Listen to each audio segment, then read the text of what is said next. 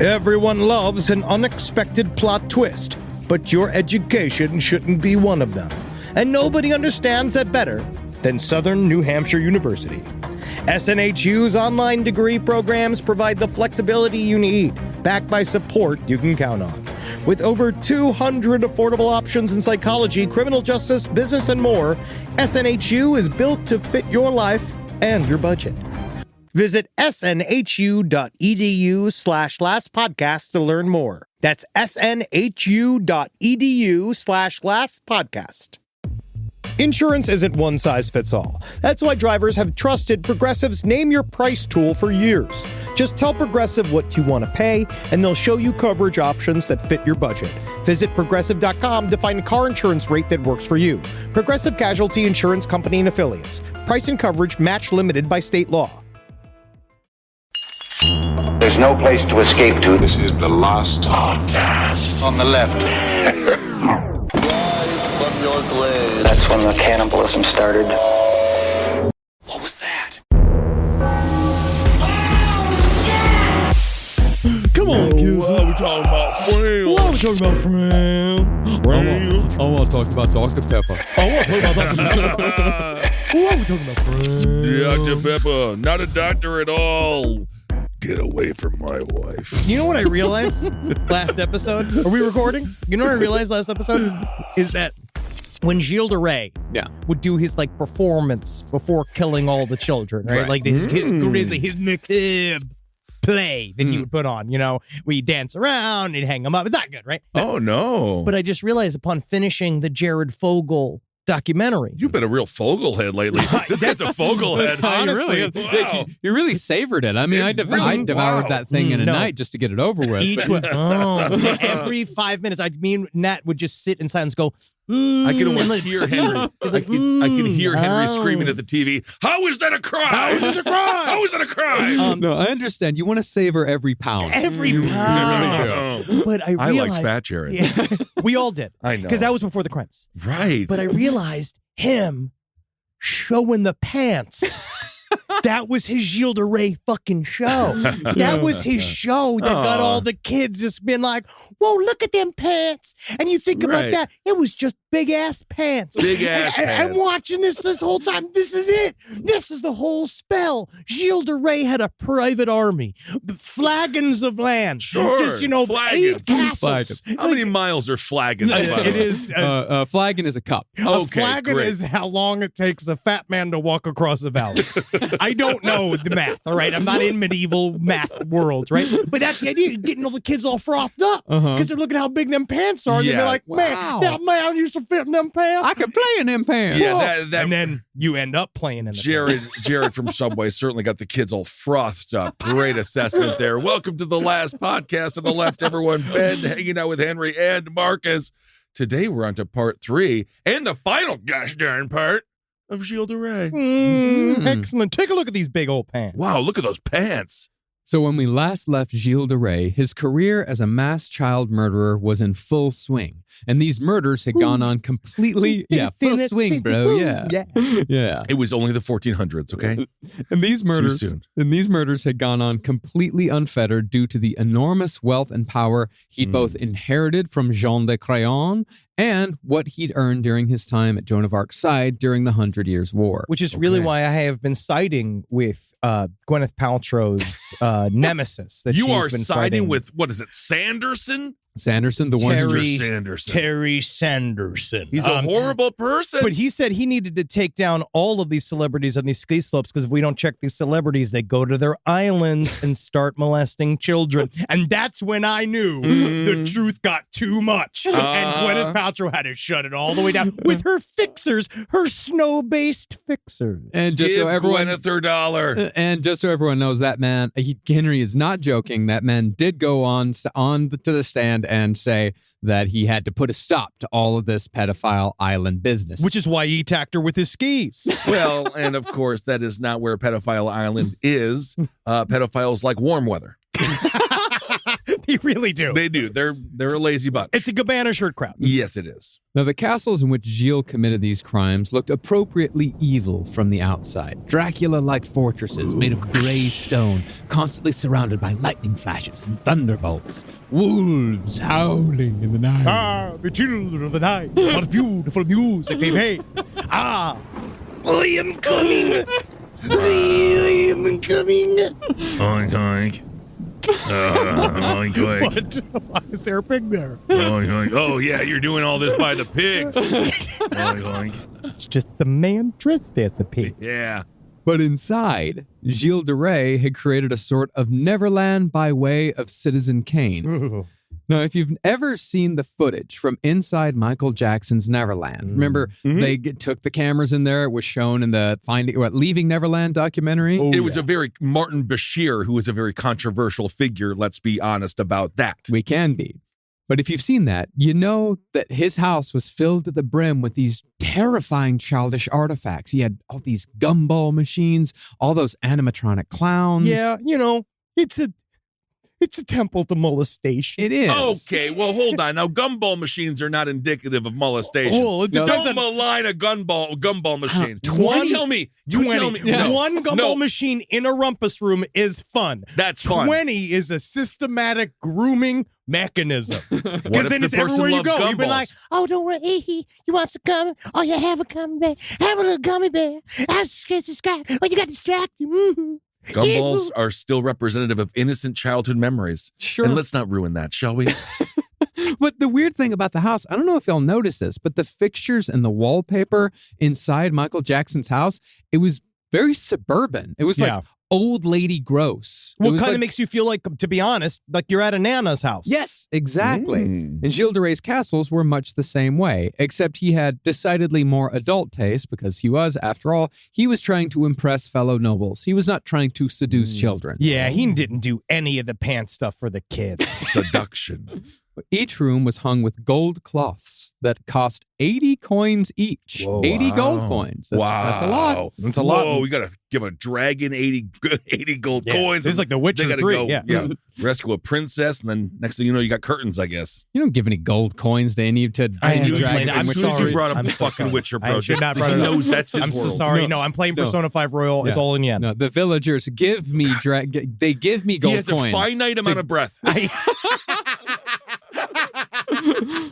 Well, these rooms were all filled with fine furniture, paintings, statues, books, and precious manuscripts. And Gilles kept a near constant employment of jugglers, singers, and actors to keep him entertained. Well, this is the issue, right?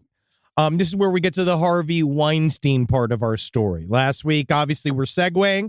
We're going from a Fogel to a Weinstein. This Okay, is where Fogel we to see Weinstein. how, but this is to me the seeds that he's dropping that shows that he's guilty.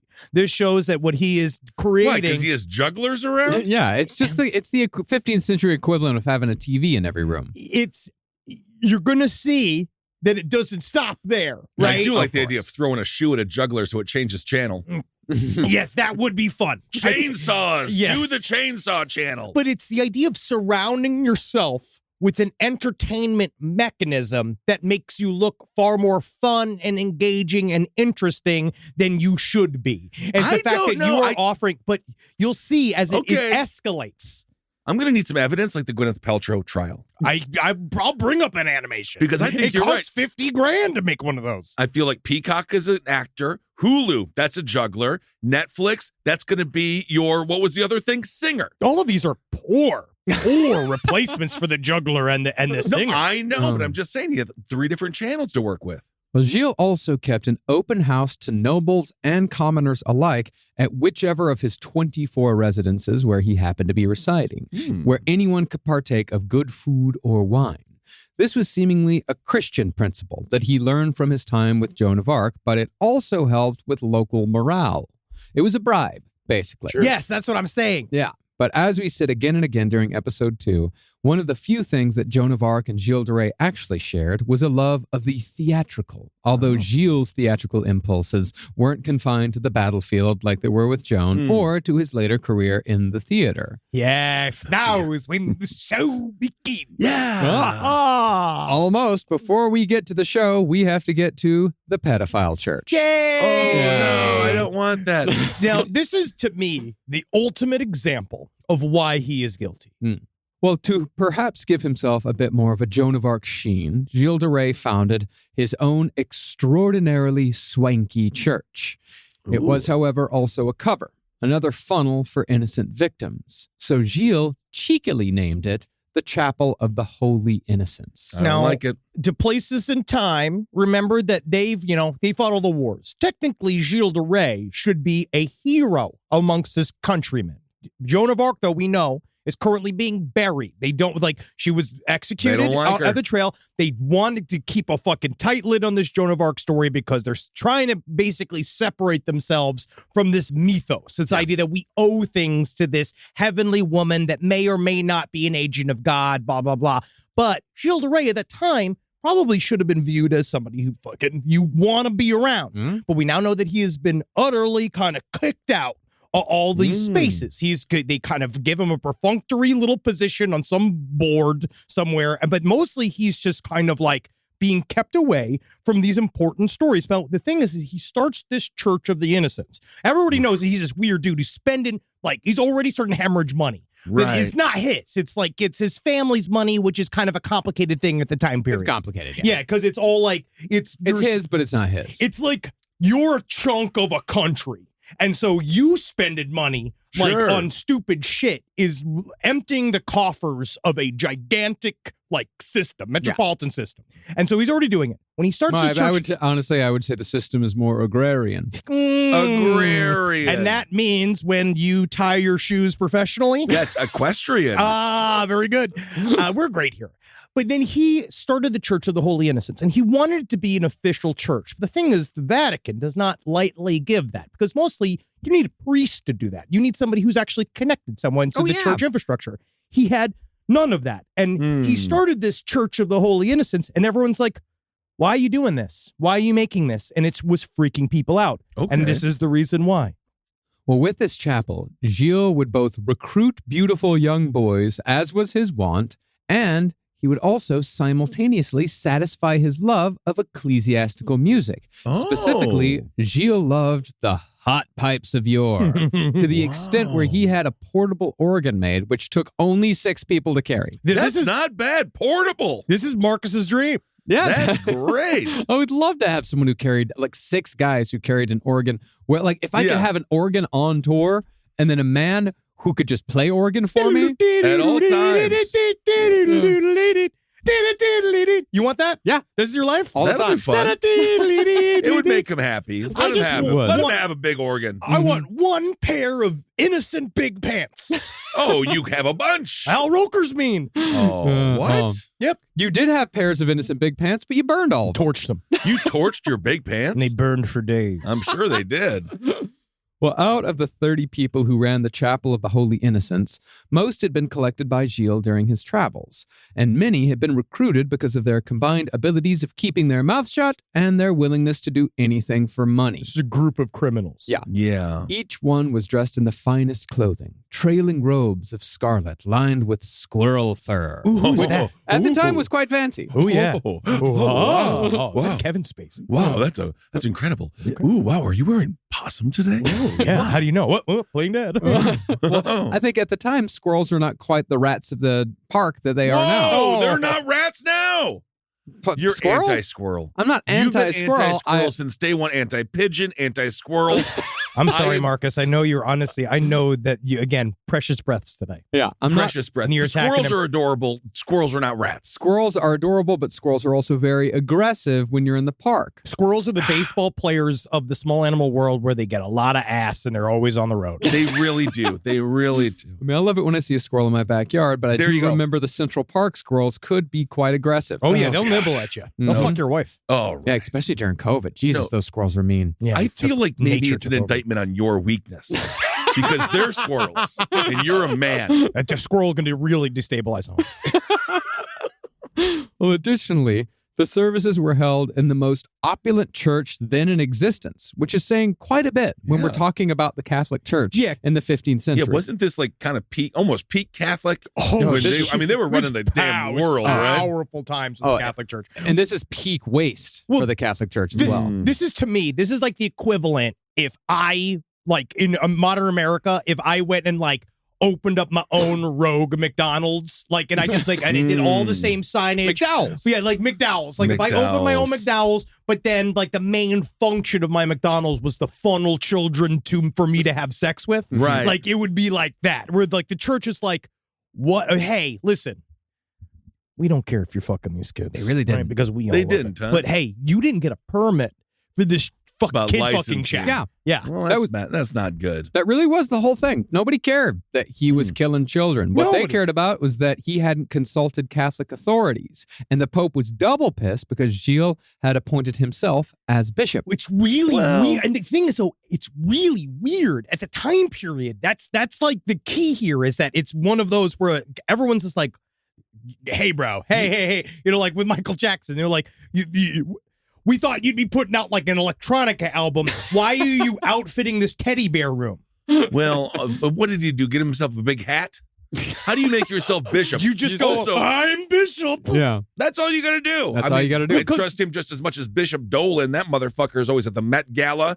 He's covered in gold chains. I think leave Timothy alone. Fuck him. Fuck him. He's demonic. Yeah, you call yourself a bishop. I think you're legally allowed to call yourself a bishop if you say amen when you come on the back of a child. Oh, my goodness. That's fine, right? We can use that. That's fine. No, that is bad. Bad.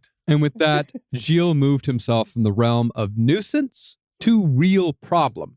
And he made the first enemy that actually had the power to help bring him down, the church. Ooh, big enemy to have. Mm-hmm. Oh, yes. And it's more like, why?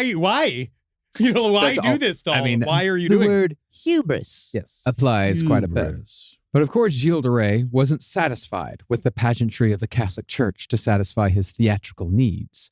Gilles was about to enter the world of entertainment, using his relationship with Joan of Arc as the bridge. Let me entertain you. Let me make you smile. It's okay, honey. He's an actor. You can trust him. Yeah, you're coming on my wet knees. Oh, God. It's just because it's flop sweat. Yeah. But like any celebrity worth their salt, Gilles actually forced one of his servants to act as his body double. Yes, that's my dream. Oh, that's my only. The only you thing want to I be a body double or have a body double? It's cool to have a body double that goes out and does shit. Yeah. Discarding the servant's old name, whatever it may have been, Gilles began calling his double Ray Le Ariot. What does that mean? It's just kind of, you just call him, like, I think it Little might Ray. mean Little Ray. Yeah, it means Little Ray. Little Ray? I have no idea what it means. That's my boy, Little Ray. What's my Little Ray? Gilles That's Tiny Ray. Gilles 2. That was before they understood the power of the sequel. Wow. But then all of a sudden, once you get to Quantumania, it starts to burn out. I agree with that. And he dressed him in appropriately splendid clothing when de Rais needed a substitute. This gave Gilles a fun game to play, because when Ray Le Ariot played Gilles in public, Gilles could be both actor and spectator. Ooh, do you remember Michael Jackson's halftime show where there was 3 Michael Jacksons? It was one of the best halftime shows of all time. He shows up on the Megatrons. He comes out of nowhere, out of the Actually, smoke. weirdly, like, sent a chill up my spine because it's actually very similar. Yeah. That's like, yeah, but that halftime show was amazing. Wow. Say what you want. That's very, But yeah. that halftime show was good. He kept trying to blame the man in the mirror, but it was the man in the bedroom. But it's really scary because in my mind, I'm seeing like a psychological, like this is like talented Mr. Ripley shit, where it's like he's gone so far into his world of his own fucking fantasies. He's a bishop. He's a leader of an army. He's a multi-millionaire. And now he's a producer. And just the idea of sitting back and like puffing on something and watching yourself perform as yourself, like do weird public things. It's cool, but it feels like a David Cronenberg movie. Yeah, I mean, it's scary. And I would be like, whoa, shouldn't have done that up there, other me. Yikes. You suck. Hey, other me, you're really fucking blowing it. But even though most of his life was fun, games, and child murder at this point, every once in a while, Gilles would have to attend to his military duties as Marshal of France, which had sort of lost its luster since he discovered that his real taste for blood could only be satisfied by a younger vintage. Oh, Lord. See, when yeah, I gotta have a crypt keeper moment every once in a while. No, yeah. Only every once in a while, Marcus. In no way is it constantly your life. No, every now and again, I gotta be a little weird. Okay, Marcus. Yeah, you can be a little weird once in a while. See, when Gilles was asked We by... had to do with a fucking mandate on the stream without him. And it was Marcus's videos. We just had to live in your brain for an hour. Crawling around in that soup. for a while. Just a woman covered in honey for some reason. That's fine, though. You went to see It was mine. good. It was amazing. And that was like, you're lucky I didn't show the one where she covered herself in Nutella. Honestly, I would have seen it. That would have been amazing. See, when Gilles was asked by his cousin, Georges de la Trumois, to help with a siege by the Burgundian armies, Gilles, for the first time, simply told Georges de la Trumois that he didn't have the liquid assets on hand to raise an army. Meanwhile- Usually, Gilles up and at him. Oh, of Okay. course, because that was his favorite thing on the face of the planet was to go to war. Not anymore. But now he's got hot pipes. He's organizing. He's got a fucking. I mean- not to be anything. Grooming kids takes time. He's not really grooming anything. Yeah. Well, That's that's the not. thing. He's Yeah. also doing other things. Basically, he's happy. Yeah, And I he feel is. like that doesn't he- make. I mean, objectively, he He's is happy. And Objectively. that does not make for the best general or warrior. You have to be kind of miserable. a little bit. You have to be someone unsatisfied. He's too satisfied. He's too happy. Yeah, He's got it's everything. He's very got a much an juggler, issue. an actor, a comedian at his whim. Well, finally, like Georges de la Trumois, he said, "Fuck it, like I'll pay for it. Just send your men. I'll pay your men." Wow. But Gilles, he took the money and he sent his brother René in his place. Because, I mean, this guy did want Gilles because Gilles was a brilliant military commander. But Gilles just went home. Then the Burgundians wiped the floor with his brother René because René was a shitty commander. He wasn't anywhere near as good as Gilles. So they killed him. He wasn't killed. It's just Okay, he lost a lot of men. He lost. They bonked him on the head and Yeah. were like, "You're a Yes. loser." Get out of Yes. here. Yeah. They do the thing So in everyone Crusader else- Kings 3 where the two groups go and they attack each other and the numbers go slowly down. Man, it's almost like you were in Vietnam. I feel it every day, man. Wow. But to Gilles de Rais, none of this mattered at all. Weird. See, by this point, military life had become boring, and noble life had become double boring. Okay. All Gilles wanted to do was murder children, run his fake church, and of course, produce incredibly lavish theatrical plays whose cost would have dwarfed even the largest of modern Hollywood budgets. Except for Avatar 2. I would put it on par with Avatar 2. I really People would. like that movie. It's I haven't like- watched. Sure. I haven't watched the Avatar. Never it's watched any of definitely a great way to pass time in hospice. Yeah, I mean, honestly, that's what I plan on doing. Watching all these things when I'm dying. Yeah. That'll be great. If he just didn't murder the kids, everything else is fine. Yeah. Oh, I yeah, mean, you sure. know, the fake church. Oh, yeah, everything else. Russell Brand right now, if he could start Yes. a church, would, and it would be Well- full of some of the dumbest attractive people that's ever lived. It is just going past eccentric. Because that's the thing. They Right. had like, they understood for a while. Like the idea of him opening his house and having a never ending store of food and entertainment and booze. Like they're like, Shield's crazy. He's crazy. But then like, after a while, like when he built this church that they're all like, again, like just straight up like, you're ruining it for all the rest of us and truly institutionally given in pedophiles, right? Like this thing that you're doing is like blowing this up to a level that none of us want. Like this is really gross. And this is for 1400s, like their Catholic version of Church like, in this the is really 1400s. gross. Yeah. Yeah, you got to be pretty gross Yes. to make them think you're doing something gross. Yes. Yeah. Yeah. Well, I think a part of the Gilles de Rais innocent crowd, I think part of the reason why they want him to be innocent, because if he's not a child murderer, then he's a fantastic historical character. Oh, he's like, hilarious. Like he's a hilarious eccentric. He's Joan of Arc's like fun best friend. Like, oh, Joan, let's go party. I mean, is You know? anyone getting like a divorce over this?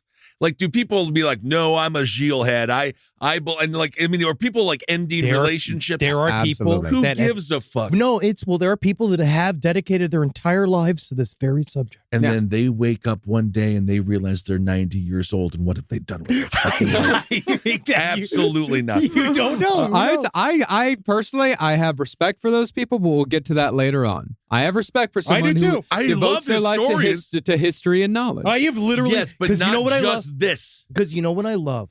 The reason why we get into our historical topics, I love said it's all about perspectives. It is. No, it's because you can It's say about more different- offensive things because it happened 500 years ago. That's a bonus. That's a kicker. Rise from your grave. This podcast is brought to you by Squarespace. Squarespace is an all-in-one website platform that helps you stand out online. Yes, that's right. You don't have to smash your face with a hammer. You can just start a business. It's got everything you need on Squarespace, from securing your domain to building a professional site and showcasing your work all in one place. Let's say you want to show everybody how you can carve your ribs out of your lower abdomen so that you look more like a Ken doll. That's amazing. You can bring your vision to life with AI-powered design or curated templates, plus flexible editing tools that helps you create something that truly reflects your style, especially if you are somebody that is trying to corrupt the young men of America. That's what Squarespace is really going to help you. Squarespace makes it easy. It makes it easy for you to put all that together, and you just go to Squarespace and do it all. Thanks, Braden. Head to squarespace.com/left for a free trial. And when you're ready to launch, use offer code LEFT to save 10% off your first purchase of a website or domain. Summer means freedom. And for adults, summer means work next to freedom. But thanks to Mint Mobile's summer sale, it can almost feel like the work is playtime for the adults. Right now, all of Mint's plans are $15 per month, even unlimited. Free yourself from Big Wireless and switch to Mint Mobile for high-speed data and coverage on the T-Mobile 5G network. It's so well connected, I could call from anywhere.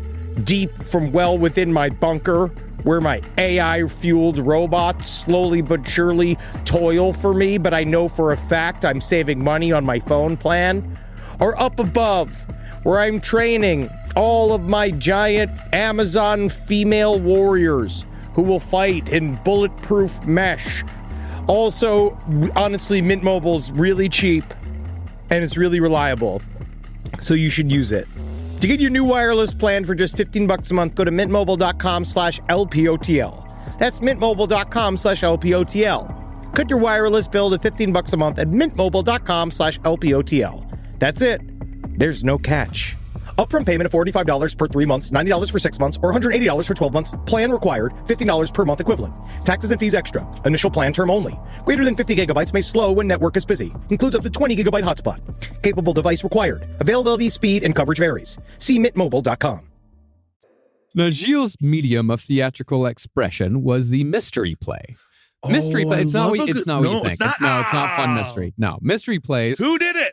No. Oh, you know what I like to do is be like, you did it, like right when it starts. Right when it you starts. did it. And I ruin it for everybody. That's great. Yeah. Oh. No, back then the word mystery and miracle were more or less interchangeable. Oh, so makes these sense, I were guess. stories taken from the Bible. They were Okay. stories taken from. They were also taken from secular history, just so long as that history involved a miracle from God. Yeah, because that was like the zhuzh. That's what you get. That's what butts and seats. I mean, it's a lot of great stories, so Yeah. work well on the stage, I suppose. Yeah. Well, grandiose spectacles with enormous stages full of color and great movement. Mystery plays had scripts that reached beyond 500 pages, and they often took a week to perform. These were the summer blockbusters of the 15th century. That's Specifically, these cool. were like the Avengers movies. They're like 3.5 hours long and pretty cool. and people you would like them. arrive for and days, everyone comes. and they would play for days. Specifically, it's like WrestleMania that I'm going to this weekend. Ooh, cool. Saturday and Sunday. That's awesome. That's a whole event. And on tonight, Friday, there's an event, but I'm not going to go. Yeah. If we want to be classy about it, it's sort of like Wagner's Ring Cycle, This is which takes like 3 WrestleMania. days. WrestleMania, it's the performance in front of the gods. Mm-hmm. Yeah, so it was You don't think technically. WrestleMania is classy?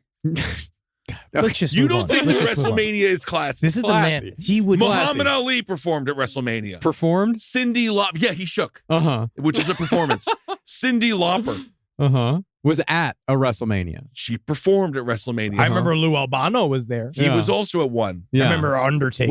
Well, Mike Tyson. let me ask you this. Was Val Venus ever at a WrestleMania? Did Dale he ever Venus do is now his paralyzed, okay? Can you please? Was the Godfather? Was Pimpin' Ain't Easy? Were the words Pimpin' Ain't Easy said at a WrestleMania? Oh my God! I didn't know I was dealing with such a fucking elitist. Yep. He's only got a few precious breaths left. Oh my God! What's that new Hillary Rodham Clinton tattoo you have? Yes, yeah. I was going to say, when he came in with his pussy hat on, I was like, that's fine. I mean, like, he can be like that. He's got Maddow head tattooed on his lower back. I do. I did. And I got it all done this week. Yes. I've changed. This is what's changed. Great. WrestleMania is a classic event for the record. Anything ending in mania is always an extremely classic. Let's move on. Well, at the time, the most famous mystery plays had been The Mystery of Adam, about the creation of the universe, and The Mystery of the Passion, which is, of course, about Jesus' crucifixion. Hey, those are the big ones. Passions. It's a big thing. Yes, Man, the Stations of the Cross, if you want just a good cerebral horror movie, just the Stations of the Cross is the best. Passion of the Christ. Passion of the Christ. Fantastic horror movie. I mean, these mystery plays, Mystery of Adam, Mystery of the Passion, it's like Jaws and Star Wars. Yeah, it's the best. But Gilles' grand theatrical production, of which he oversaw every aspect from the costumes to the sets, was Les Mystères du Siège d'Orléans. Perfect. The Mr. Who Shits. Mr. Who Shits. And it's that man right over there. I did it. It translates the mystery of the siege of Orleans. Now, He wrote a whole play about him and Joan of Arc taking Orleans. But if you look into, I found a really cool doctorate thesis on the origins of the mystery of the Siege of Orleans, right? Mm-hmm. And what they say is very, very interesting, is that they're like, well, of all the other mysteries, there's documentation about who wrote it because they're so huge, and they also get added to over like 100 years. Yeah. And this is when he was producing this play. This was during a time period when Joan of Arc was, as we said before, they were trying to be like, let's not. Yeah, she sucked. She was a witch. We burned her. Well, it's just more like. Well, not necessarily. This was the side that was pro Joan of Arc, but they just wanted her to go away. They just didn't want it. Like, cool why are we making such a big deal over this? I mean, we got a king. We don't need a child prophet in the mix here. It's fucking with us, right? Focus on the king. Don't focus on Joan of Arc. The king, he's the one with divine connections. He's doing it. And so. What about her laptop? We do need to look at Joan of Arc's laptop. What about her laptop from hell, folks? That's the truth we're not hearing. Yeah, it is. But so he was putting this out there during a time period where everyone's been like, okay, this is weird, right? But they were like looking into the origins of where this play came from. They have a really hard time. They're like, well, we have like one version of it, but the one thing that really stood out was that Gilles de Rais was kind of cut out. Yeah. Of any sort. There's receipts that show that he paid for shit. Yeah. But all of these people at the time kind of like struck his name from the record. They were all just like, he was just some reason not really included in this time period, especially because they know that in the 10 years after the Battle of Orleans, that started to become a little like a semi-unofficial holiday that people would kind of do. And this play started showing up and Gilles de Rais attached to it. And it was just this weird thing where everyone kind of like pushed him on the rock. He got Kevin Spacey'd, is what I'm trying to say. Is that so this is my theory, is that they all knew season 5 of House of Cards. Yes. They knew he was so gross. That was weird. But the idea is that they knew that he was so gross that they were already trying to erase him from history at the time period. Yeah. Because they didn't want him involved. Because again, it was also this like weird touchy thing because the mystery of the Siege of Orleans didn't become official until after she was exonerated in like in the 1450s. Well, this play, it naturally featured Joan of Arc in the lead, but playing the supporting role was a highly fictionalized version of Gilles de Rais, who appeared as a faithful and devoted servant to Joan of Arc and her godly motivations. Oh. Now, since mystery plays were so incredibly expensive by their very nature, the investment costs were usually covered by city governments, clergy, or wealthy private citizens like Gilles de Rais. Yeah. That is the upfront cost. That's the investment. That's your foreign investors. And like today's productions, these costs were usually offset by the price of admission. It's more about breaking even than it is about turning profits. Because it's about theater. Yes, it is about theater's sake, and it's about you, and it's promoting your name. Yeah. Admission, however, was charged on a sliding scale. For the poor, it cost 1 franc to be a groundling. Not bad. I got a couple of francs in my closet right now. Pull them out. have them tell a couple of jokes. They'll walk right in. Are those your dead sex slave zombies, like your Chef Dahmer? You've or- got Frank Caliendo in your closet? Oh my God! Whoa. No, I'm John Madden. Whoa, he's I'm John Madden. everybody. I'm Bill Clinton. Wow. Isn't that good? That is no, good. I was thinking Frank from Always Sunny in Philadelphia. Oh, that's fun. Oh, sure, Isn't he that's fun? yeah, that's much more fun Isn't than he Frank fun? Caliendo. Yeah, Frank Caliendo. I'm John Madden. He's very talented. He is. Yes.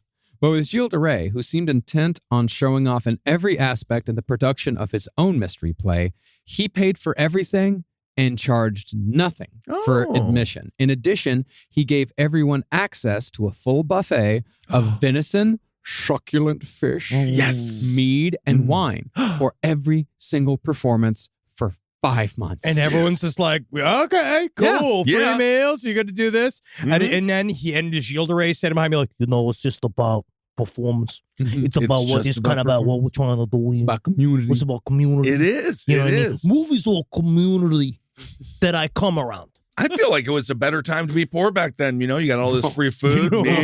no. No, Maybe it was no. a better week to be poor. Yeah, there you go. That one day might have been nice. That's kind of fun. It's still all hot, old, succulent fish. Yeah. Well, Like it's still yes, hanging but- out outside. No, Yeah. but venison. I mean, that's a real good cut. That's a good meat. It's a good meat. Yeah. Yeah. No, If no. you hit a deer in Wisconsin, you can eat it. Yeah. You can. But That's unless nice. you pop its fucking shit bag inside of it, No, then you you have to do a contaminate whole- all the meat. Yeah, you have to do. Oh, well, that's true. Okay. Mm-hmm. Now, in order to raise the cash to pay for all this, Gilles maxed out his credit using his land, castles, art, furniture, and books as collateral. Hmm. Gilles also paid 2 to 3 times the actual price for everything he bought, although it's not clear if he paid high prices as a show of wealth, through impatience, or because he just had no idea how much anything cost. Yeah, I think it was if the mom from Arrested What's a Development. banana cost? Yeah. $10? Yeah. Yeah. Yeah. Well, as far as the actual cost of production went, Gilles paid 140 actors with speaking parts, while 500 to 600 people were paid as extras every single Damn, performance. that's a lot of people. How big was this stage? Is Huge. massive. Huge. Because they Massive. said they had to build it regularly to like look like they would make it, you know, in the Mystery of the Passion, you'd have like Christ there and they'd put all the angels and Mhm. all the people. And you have a guy playing God and you got like, you know, a bunch of people sucking on his feet, washing his Right. feet for Oh, some reason. They're all washing obsessed with washing his It's feet. metaphorical, I think. Well, it was big enough where they were actually able to convincingly show movement of armies. Yeah, it's cool. That's from like awesome. one It's scene awesome. to another. Yeah. Yeah, I would love to have seen one of these. Like, it sounds Wow. incredible. It's kind of like what they do at the opera. Mm-hmm. A little bit. Yeah, yeah. Well, every single person, every single actor had to be dressed in the most authentic costumes possible, and everything had to be made from the finest cloth, even if the costume was torn into rags Yes. to represent someone who was to represent a peasant. He would do like what Balenciaga does, Balenciaga. where you take like, I think you look like a homeless person, but the whole outfit costs like 15 grand. They're Yeah. controversial. They are. Balenciaga. And honestly, why Balenciaga. it's actually why it's appropriate because Gilles de Rais is the Balenciaga of this entire story. All right.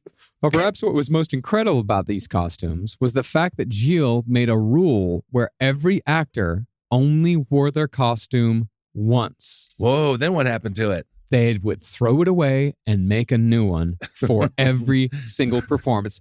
That's wasted a lot of money. 700 new costumes for every single performance. Wow. Now, after months of preparation, Gilles made his debut on May 8th, 1435, just 4 years after the death of Joan of Arc, when her rise as a hero of the French and her fall as a supposed heretic was still a fresh memory. In fact, one could say that Gilles de Rais was the first person that recognized Joan of Arc as a martyr. Well, he definitely put it on the map. Mhm. Wow. Did you know in the NFL players have to buy their jerseys? Really? Isn't that crazy?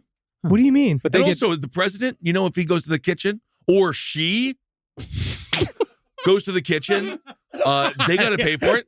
What? They have to pay for the sandwiches. What are you even talking was about? like they have to pay for the They sandwich. have to What pay are for you- this. what? I'm talking Where about does how this come crazy from? this. I'm talking about how he was the 700 wardrobe changes that they had every single show. Yeah, of course Yeah. he had to pay for it. I'm it was just his saying, production. he was- the he was NFL the doesn't producer. even do that. And if you're the leader of the free world, you also have to pay for your Yeah, sandwiches. you got to pay for everything on some aspect. Yeah, in the kitchen. Where did you hear that this president has to pay for sandwiches? That's a fact. That was from the White House chef. I think you're talking about the only man who ever did that was probably Jimmy Carter. No, that was the He's White been House chef. stuff who worked for Bill Clinton. I'm just a simple peanut farmer. That's Bob Dylan. That's even close to Jimmy I Carter. put a little bit out of a little bit. It's more, out. it's more Randy Newman. Easy. Not a president. President Jimmy Carter. You're about to do Welcome Back, Carter. Don't worry. I put an IOU in the jar. That's just nice and turkey for me. Oh, my God. Well, the reviews for the Siege of Orleans, Mm-hmm. fantastic. All right. Oh, yeah, man. It was a big hit. play. It was an absolute hit. As far as the story went, Joan of Arc was portrayed as a saint of the highest order, while Gilles was portrayed in a fully glamorized version of himself as her faithful servant, because that's how he wanted the public to see him. It is interesting. He made himself kind of the second fiddle. Well, he was only one little character in one chunk of That's it because he wanted to watch himself. Yeah. And But he he didn't would make sit, himself the most grandiose. but he would be sitting on like an elevated chair amongst the audience, like watching his own play, just going like, ha ha ha. Well, but that's like how we watch old YouTube clips on ourselves on our television and go, "You're the best comedian I've ever seen." I don't know about that. We have different nights. Well, for him, it wasn't about being glorified on stage. For him, it was about showing the decadence that he could put on this play. In fact, it was a bit more of a plus for him to not be portrayed as one of the main characters, because it's like, oh, look at this. I can put on this entire play. It is not about me. It's about Jean.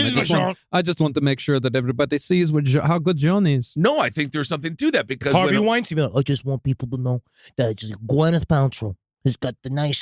She's just got a nice couples. Right? I don't think that and is we what gotta that's slam not him even out what there. he We got the sounds like. sensitive guy with his little mustache, and he's going Romeo and Juliet. But then she's got the badungas coming out.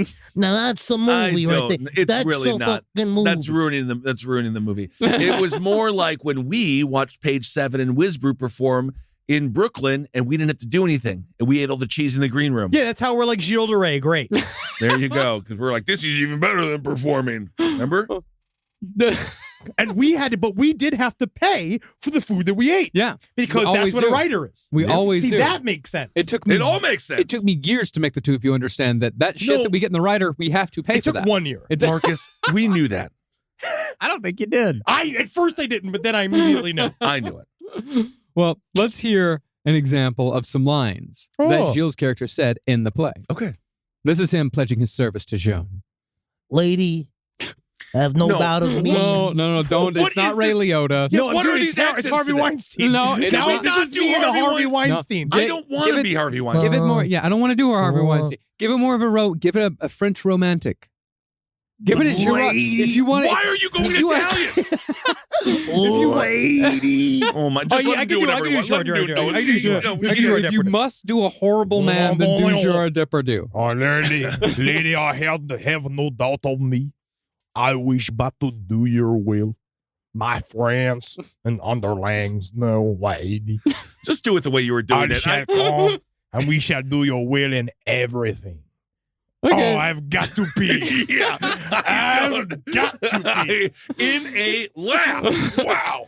Well, later on in the play, when the other commanders are questioning the wisdom of Joan's tactics, Gilles is shown as her greatest defender, basically showing everyone that if it weren't for Gilles, there would be no Joan, which is actually true. We should refuse her nothing and have no doubt of victory since she is at the head.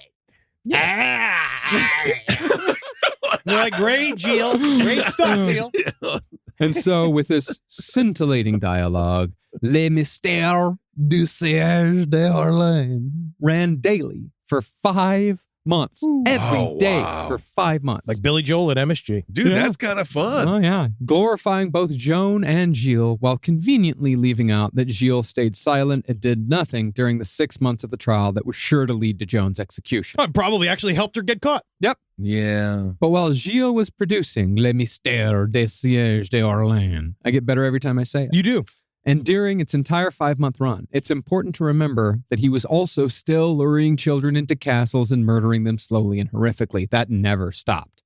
In other words, Gilles de Rais' place in the French theatrical world is exactly what QAnon followers believe modern Hollywood to be, a cesspool of pedophilic child murderers ultimately run by the so-called elite. I mean, That's the thing. It's like the seed, but then they grow into a dumb tree. It's a dumb tree that grows out of one seed. We do know that there are pedophiles in Hollywood. We absolutely know that. We know that there are sexual predators in Hollywood. We absolutely know that. But ritualistic child murder on the part of Tom Hanks and Oprah might be a bridge too far. Just because their schedules are so packed. Yeah. It's so hard to get them together in one place. Yeah. Imagine getting Oprah, Tom Hanks, and Bill Clinton in one room. That takes 6 months to orchestrate. I think they're all the same person. Yeah. But while the similarities are interesting, Gilles was more of a QAnon unto himself. But there was also never any supposed hero working behind the scenes to bring him to justice. No, as a matter of fact, everybody there was no storm coming. No, and everybody that was around him was somebody who he slowly but surely either positioned to be close to him because they were cool with it, or they owed him a bunch of money. Like they were just kind of, or just straight up evil. Yeah, or they had a stake in Gilles de Rais staying in power. Yes. I mean, in reality, nobody around Gilles de Rais gave a fuck about anything he was doing, just so long as it didn't mess with anyone else's power and privilege. And really, there wasn't much of a point to Gilles de Rais' excesses, decadent and depraved, just for the point of being decadent and depraved. Besides, Gilles never worried about the expenditures during the production of his mystery play because he believed that all of his money troubles would soon be solved by black magic and alchemy. Oh, sweet. Honestly, he's not wrong. I mean, okay. I mean, it turned out to be. Yeah. Now, Gilles de Rais' dabblings in the magical world actually began north of the satanic realm. Jersey. Oh, very nice. When it came to mysticism, Gilles was introduced to magic by Joan of Arc, who had seemingly used divine powers to defeat the English, even if those same powers didn't translate to battles against the Burgundians. Hey, man, even we know God ain't at 100%. Yeah. No, and not the Burgundians are always going to be in God's favor. Well, that's also, though, that's part of the magic of it, is that it was said that just so long as Joan paid fealty to God and listened to the voices, then she was always won. She always had somebody to save her. But the moment she started going off on her own and not listening to the voices, then that's when she was captured and killed. Because that was a problem. You're looking at all these voices, and the only thing you want to say to you is like, hey, Jean, show me the titties. Oh, and you're like, hey, I got a job here. You got a job to do, Joan. But while Gilles was seemingly seeing God's intervention in the real world, which showed him that the supernatural was indeed real, he encountered a knight in possession of a grimoire. Wow. Now, the books certainly contained information about summoning demons, but to Gilles, the most important entries had to do with the practice of alchemy. Now, remember, this is fucking real practical for Gilles. Oh, this is all... Sure. Magic is a practical thing for these people. It reminds work me, out great. Like, it's interesting because it's like I was trying to figure out the proper, like, connection to modern times. Yeah, I couldn't quite figure it out either. It's like, it's something that, like, it's frowned upon. It's, I don't know, like short selling stock. It's something like it's that. like Well, it's people when, who do the crossing over stuff. or it's that. It's also people that, like, you know, political candidates that, like, obviously are probably child molesters that also, like, join the evangelical groups to kind of, like, get their support. There's something about, like, him joining forces with straight up con people that he's like, that will, it's another part of his, like, mania. Yeah. Well, let's get briefly into alchemy. Well, for those of you who don't know, alchemy was a sort of Middle Ages frontrunner of chemistry that also combined occultism, philosophy, magic, and astrology. It's a lifestyle, baby. Yeah. Now, alchemy certainly had other uses, but its most famous application was the transmuting of baser substances like lead into pure gold. And also, Nice. there is a constant debate about whether or not that was about is that an allegorical meaning or whatever. But then a lot of them say, well, the thing is, yes, it's allegorical, but Only because also it didn't fucking work. Yes. They tried. Yes. I mean, as we're- No, that was allegorical. That was metaphorical. all about symbolism. Yes, right. It's I know I drink too much to have sex with you, but it's all just about the fact that it's about symbolism. Dude, our Catholic priest, Father Steve, used to talk all the time about how he saw the bread turn into body and flesh. I swear, of course. but I don't think that's true. No, I think it's not. I think they bought a ribeye and threw it underneath the crackers. We just covered the fucking story of the woman who lost the toes, who got shot by her husband, and then they made the toes grow back, and then they're not No showing evidence. us the goddamn toes. Show us the I'd be like, toes.com. this would be huge. Show us the fucking toes. Show us the toes. Rise from your grave. Hey there, all you Quinceaholics. Oh, I feel so good. I got the breeze coming through my linen pants and my linen shirt. Oh, it's too hot for my cashmere sweater. Thank God I got this wonderful undershirt and sunglasses to keep my eyeballs safe from the radiation of a star that's trying to kill all of us. I digress. Listen. Quince has got anything you need. They're going to help you out. They're going to change your life. You like simple, plain, good-looking clothes with high-quality fabrics? Quince your hiney. Get in there. Take care of yourself. Be good to you and dress like a prince when you're wearing your Quince. I got a silver chain. Woo! Doctor, I got a silver chain. It looks great. You can get anything you want. They have gold bars. All right, you want to buy a gold bar? Quint's got a gold bar. All right, you go get that for yourself. You treat yourself nice and you dress even better. Upgrade your everyday.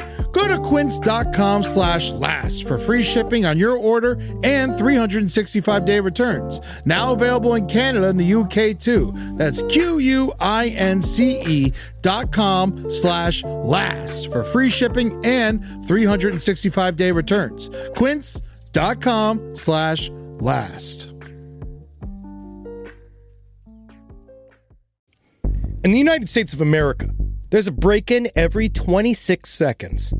That means somewhere, right now, an intruder is getting closer. The problem is most security systems only alert you after a break-in has already started. That's too late. Choose SimpliSafe to secure your home. Using the Outdoor Camera Series 2 and advanced AI alerts, SimpliSafe's US-based live agents identify threats on your property and help deter them, stopping crimes before it starts. That's real peace of mind. They've got a really great security system that makes sure people don't get in your house or it makes a big noise. And to me, that's a big deal for me, is that it protects all of our yelling with a siren in our studio, which is one of the most important things that can be protected. I don't care if thieves come and kidnap us. I don't care if marauders come and steal our staff and bring them to another country against their will. As long as our words aren't affected, as long as our precious data isn't affected. And SimpliSafe does that. And for that, I say, God bless you, SimpliSafe. God bless you. God bless you, SimpliSafe. God bless you. Experience greater peace of mind with SimpliSafe, now available with an exclusive discount for our listeners. Right now, you can get 50% off your new system by visiting simplysafe.com/LPOTL. That's half off at simplysafe.com/LPOTL. There's no safe like SimpliSafe. Now, medieval alchemists failed again and again in their attempt at such a miracle. Because, I mean, even if it was an allegory for some, it definitely wasn't an allegory for Gilles de Rais. Oh, yeah. Yeah. But instead of concluding that such a thing was impossible, alchemists decided that they must be missing some unknown ingredient. Oh, yeah. God damn it, Barry. Did you piss in it? Yeah. Did you spit in it? Yeah. Did Every you day. fuck a virgin last night? No. But honestly, Let's redo the whole thing. all those things I was doing anyway. And they ended up referring to this secret sauce as the Philosopher's Stone. Then, seemingly for the hell of it, they also decided that the Philosopher's Stone could be used to make a tea or wine that produced an elixir of immortality, which is where alchemist Nicolas Flamel enters the picture. Now, supposedly, Nicolas Flamel, who was a real guy, he actually existed, he had discovered the Philosopher's Stone. And while for us, Flamel is a centuries-old figure, for Gilles de Rais, Nicolas Flamel died when Gilles was 14 years old. Yeah, he was right there. Yeah. He invented alchemy during his lifetime. Yeah. Therefore, Flamel and the Philosopher's Stone were within living memory, and Flamel had been French to boot, local guy. Nicholas had made his wealth speculating in real estate, which gave him the appearance of bottomless pockets. Man, that has been around since since buildings can be sold. Since land. The idea of being like, hey, I'm not really liquid right now. Yes, indeed. Real estate, a tale as old as time. Yes. And since Flamel also dabbled in alchemy, a rumor started that he had found the Philosopher's Stone. That's why he had bottomless pockets. Wow. This is like when you see someone just being like, why do they always on a boat on Instagram? Like, why are you always on a boat? Why are you always, like, at the time, you're like, Sometimes they Photoshop sometimes themselves. they Photoshop. And sometimes they're yachting. oh, no, I know. Well, this is highly interesting to Gilles de Rais because he wanted to live life the way he'd been living it in every aspect. So he needed Nicholas Flamel's magic rock that created gold. Of course he did. You've now built a probably, $100 million church to molest people in. Then you've For also theater. put on a play. What about the theater? Yes, he put on a play, which is technically very positive. That's Yes. very positive. He put on the play. Hundreds of millions of dollars went into this. You were hemorrhaging money. And you are an unrepentant, child molesting psychopath that's also not good at work. Yeah. And so you're sitting there being like, ooh, this is not going to continue. You must have a magical rock. Yeah. And Right. I know that the Philosopher's Stone is not necessarily a magical rock. It's a word for a substance. That's the whole thing. Or it's an allegory, but for our purposes, it's a fucking magic rock. It might as well Okay. be. Yeah. See, the thing about Gilles de Rais that's often misunderstood when people call him a satanic pedophile child killer is that the satanic part is somewhat of an exaggeration. Hey, let's leave the Satanist alone. I mean, it definitely makes him sound more ghoulish and interesting. awesome. But it's not his main gig. Sure. Put another way, he did not get into black magic and Satan because it was evil and rad like other occult murder torture killers like Richard Ramirez and Bob Berdella.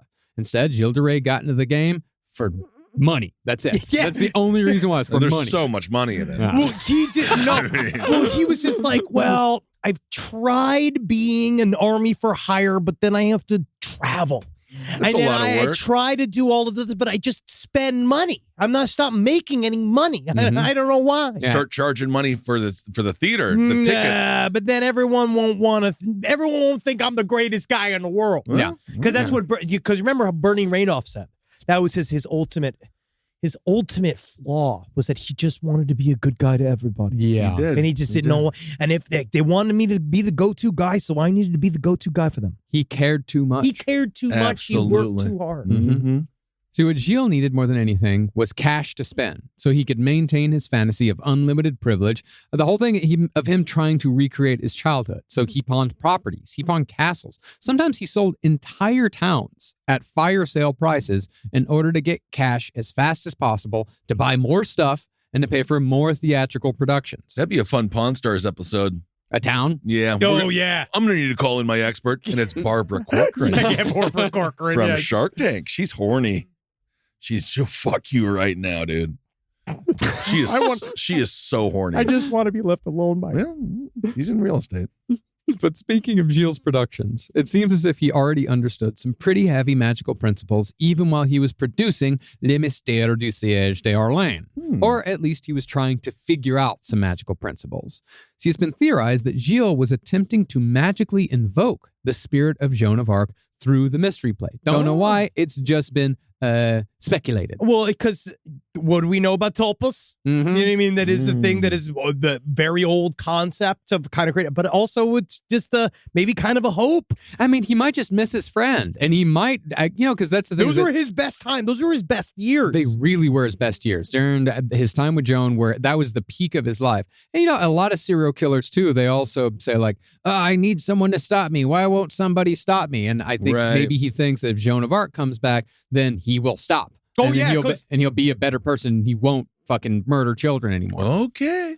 Well, it's been theorized that he, of course, was trying to invoke the spirit of Joan of Arc. And through his studies, he'd learned that a requirement for magic was that every material used in a magical ritual had to be, quote unquote, virgin, never used before. But what these people did not know, if this is true, that they were all part of some super ritual, like some big old thing, is that's technically also against magical ritual principles as it is. You're going to go do, you're technically Gilles. Yes. You're going to go do that with Gilles That's de what Rais? he needed. That's what he needed. Somebody like me. Pull technical. You're going to pull a Reddit card. It didn't work, did it? I'm going to pull a technical card. Well, technically, this is 15th century magic. You're talking more 18th century magic, 19th century magic. You're talking Order of the Golden Dawn magic. But this hermetic teachings came from somewhere, didn't they? You know, guys, we'll discuss it later over a drink. Well, this is why Gilles insisted that the costumes be made anew for every performance. Because That's- to use any object secondhand or to use anything that had been used in non-magical endeavors was to court failure, if not outright disaster. But Gilles, he didn't care about spending insane amounts of money because by the time his spending habits had reached their heights, he'd already come to believe that he was just a hair away from discovering the secret to unlimited wealth through alchemy and black magic. You know Perfect. You know what this is, man? This is Jeffrey Epstein dumping his money into Harvard scientists trying to live forever. Like trying to isolate really his is. cock and to move into space. Yeah. Like it's that shit. Yeah, and this is old magic. This is grimoire magic. This is Merlin magic. This is not Aleister Crowley and his fucking Ponzi friends having imaginary spell spats in overpriced London flats. Yeah, so These this guys- is less butt plugs, maybe. Oh, these guys thought they had God on tap. Yeah, This is like, and the devil on tap, more importantly. Yeah. Ooh, on draft. Not bad. Yeah, and that's the thing is that these grimoires that were being written, like this is a grimoire that was written like last week. You know, Yeah. these are transcribed grimoires. This is before the printing press, so only the most wealthy could afford And these so tomes. you would say then maybe admit that writing those grimoires might be more difficult than dictating them then. Writing them. Don't coming fall up, into his little fucking trap. The person who writes it's the person who thinks of it. Yeah, the The person who person thinks that of it. just fucking writes it is basically a typewriter. There is a word for that. It's called a scribe. Yes. And indeed, a scribe, without a scribe, who gives a fuck what you're saying? Because they have to That's write you. it all down. That's you. That is your entire life. What? Is just talking and no that's one what we writing it do. down. That's what you and I do. Yeah, No, that's people your. write down my words in their mind. So you're saying they're doing the hard work of writing down the words in their mind that you're while you're just yapping? They hear my words like Frodo saw the ring. Uh-huh. Memorize. They put it in their brains because of the way I've learned how to speak. You've lost your. This is it. Oh, that's not. This is over. No, anyway, it is difficult to write. Yeah. You know. I know. You know. I know. Now, sometime around 1436, Gilles was told of a goldsmith who claimed to know the secrets of alchemy. So Gilles found the man, gave him a single silver piece, and told him to transmute it to gold. Instead, the goldsmith took the piece, locked himself in a room, got drunk, passed out, woke up, and absconded with the silver. Technically, that's just that's a consultation. It is. That's hilarious. I just like that happened. That'll happen now. Well, Yeah, I just that love. happened. I That- love this again. It's all like with the same brains. They have the same brains that we have. Yep. So Yeah. it's just surrounded by con men. Oh, yeah. And this was only the first of many, many men to hoodwink Gilles de Rais under the guise of teaching him one sort of magic or another. But even though his first foray was a bust, Gilles was tantalized by the possibility of transmutation. So he got two of his priests at the Chapel of Holy Innocents, who usually phoned him boys. They said, put that on hold. Okay. I got other people to get me boys. I want you guys on finding me magicians. You know what that meant? That's a decision that came from a fresh ejaculate. Because that's a Maybe. clear-headed. It's a clear-headed Clear-headed idea. decision, yeah. I guess so. Well, the first priest was Eustace Blanchet, and the second was Father André Boucher. Bobby Who- Boucher. Yeah, Oh, yeah. yeah. He'd recently brought Gilles, a 9-year-old boy, to rape and murder in exchange for a really nice horse. Oh, Big God. pants. That's the big pants Yeah, that that's time period. that. All right. And so, through Blanchet, Boucher, and Gilles' cousin, Gilles de Rais, de Rais began. God, A lot of French. A lot of French. A lot of French. And it all rhymes. He began interviewing potential magicians. Oh my God. That would have been fun. Terrible lobby. Yes, indeed. One, known only as Trompette, later claimed that he had instructed Gilles on how to sign a pact with the devil using his own blood. First thing you do is you Yep. gotta pop open the skin, right? Then you just sign your John Hancock right on this slip of paper. John Hancock's not gonna be around for another 7 No, he's not. And it's Herbie Hancock. Funny old bit. Yes, indeed. So these guys are just killing a bunch of rabbits in front of him and doing a bunch of tricks with doves and cards and stuff. They probably got some of that fun powder that you throw into a fire. And it, yeah. Are they you get- afraid of the dark? Yeah. Yes. But Gilles, he later insisted during his trial that he never sold his soul to the devil for power or for riches. I mean, that's really not even. Why are we talking about that? Because because there's so many other things. Like there's tangible things that he did that were What's- really wrong. It's interesting because it's how they frame it. It's how they frame what he did. Meanwhile, he's just straight up being like, no. We never fucking conjured up the devil. Do you have any idea how difficult it is to get him on the phone? Mm-hmm. We got to talk to his other. We got to Why talk are to we other wasting people. time here? Let's just get to the charges, shall we? Yeah, we'll definitely talk about that later. But yeah, his whole thing was that from his perspective, God was definitely real. He didn't want to go to hell.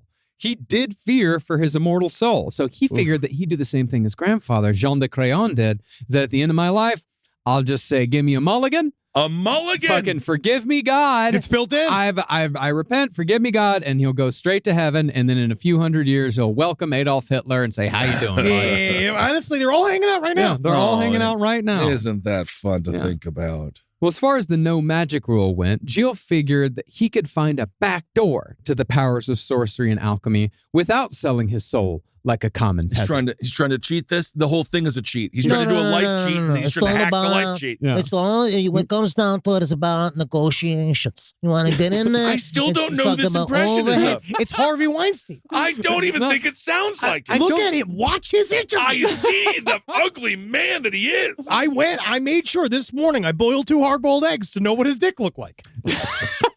You know, it's incredible how many men in this city look like him. Hey, it's called the producer's body. It really, like, every time I drive out to my doctor, I have to drive through Beverly Hills, and I always see a weird fat man in his front yard talking to somebody. It always looks like Harvey Weinstein. It's becoming me. I'm going to eventually turn into that, but be a good one. But that's the problem is when I drive with my top down in the car, it's never women that check it out. It's always some other fat man that's just like, nice. With a beard. Sometimes it's just 5 o'clock. All right, Shout let's not out. expound on it too much further. But with each magician Gilles met, the interview usually came with some sort of demonstration of power or the appearance of power. And while most of these magicians were allegedly and technically successful in showing, they made show, they did make a little bit of show. That's magic. They also weren't what Gilles wanted. No. One magician who came to Tifauge attempted an invocation that scared Gilles so much that he locked himself in a room, sat himself down in a magical circle of protection, and refused to leave. This is like... It's like when I took acid at Tina's bachelor party. It's very similar. Oh, man, it was scary. Something was going on. I don't know if it's a Madame Blavatsky style, like they had helpers, like people coming in and out, but Gilles de Rais was extremely superstitious. Yeah. And Yeah. as he went through these processes of finding these magicians, like each one of them scared the shit out of him. And he, So weird. because there's a tension. There's a tension of him understanding that I am going to have to go all the way to the top to become innocent at the end of my life. Yeah. All right. With another magician, Gilles de Rais, Gilles de Rais' cousin, he was so scared that he jumped out of a window. And later, these are good Mike, shows. Yeah. Like Mike Birbiglia. Yeah. And later, it was also said that whatever that magician had summoned, it beat him severely and wounded his face for bothering him. Oh, my. I think it was just some guy. Yeah, it really could have been. But that was the least of the unfortunate incidents to befall some of the magicians that came into Gilles' employ.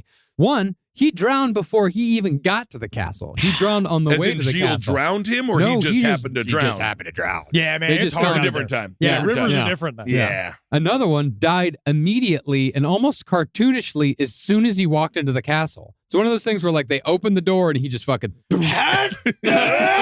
And then meanwhile, Gilles de Rais was like, There's no way this is symbolic. Yeah. Yeah, wow. The closest it seems that any of these early magicians came to summoning something was when a man named Jean de la Rivière was instructed to summon the devil, presumably as a test. camera test. Yeah, and supposedly, after the magician went into the forest and futzed around for a bit, Sure. Gilles heard a clang. Some kind of Foley going on over there. Wow. A Foley artist. Clang.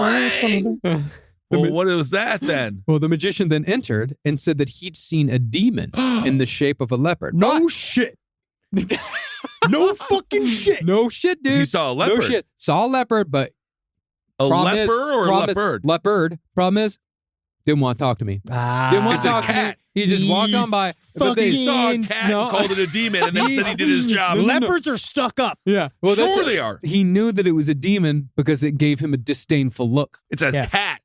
Yeah, that's what cats do. Yeah. That's most of their life. No, going, It's the equivalent of eye rolls. Yeah. If cats could, big cats, they'll if they were allowed near our nuclear facilities, they would knock all the nukes off the shelf. They'd be horrible. They would. But that's the thing is that Thank Gilles you. was like, okay, fine. So they went back to the castle and got drunk. And the next day, the magician was like, hey, Gilles, give me 20 gold coins. I just Why? need 20 gold coins. What'd you do? You told me you saw Leopard and we got hammered together. I You just didn't do need anything. I just need 20 gold coins. For what? I'm good for it. I'm good for it. Yeah, I'm good for Yours it. fucking 20 silver coins. You make it gold. No. You know what the thing is? I need some gold as an example. Yeah. So I can show the silver what it needs to be.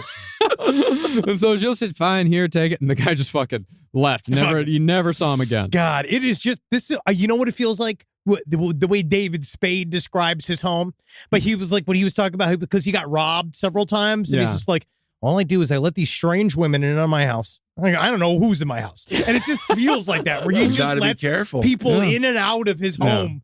Now, that guy had obviously been a scam artist, and it's almost positive that every single one of the magicians who came to bilk money out of Gilles de Rais were in one way or another a charlatan. Oh yeah, Yeah. And pretty much, if you could get Gilles to even half-heartedly say, like, wow, then you were guaranteed at least a couple of gold coins. All right. I can make him say wow. Yeah. How? Are you going to make Gilles de Rais say he's wow? just gonna fucking gape Do his something. asshole. He's Do gonna bend something. over. I mean, I'd figure We're like, something out. Take a look at that hole. Take a look at that. Yeah, I'll do something like that. But while magicians slid in and out of Gilles' life for at most a few days at a time, a magician named Francois Prelati settled in for the long game. Oh yeah.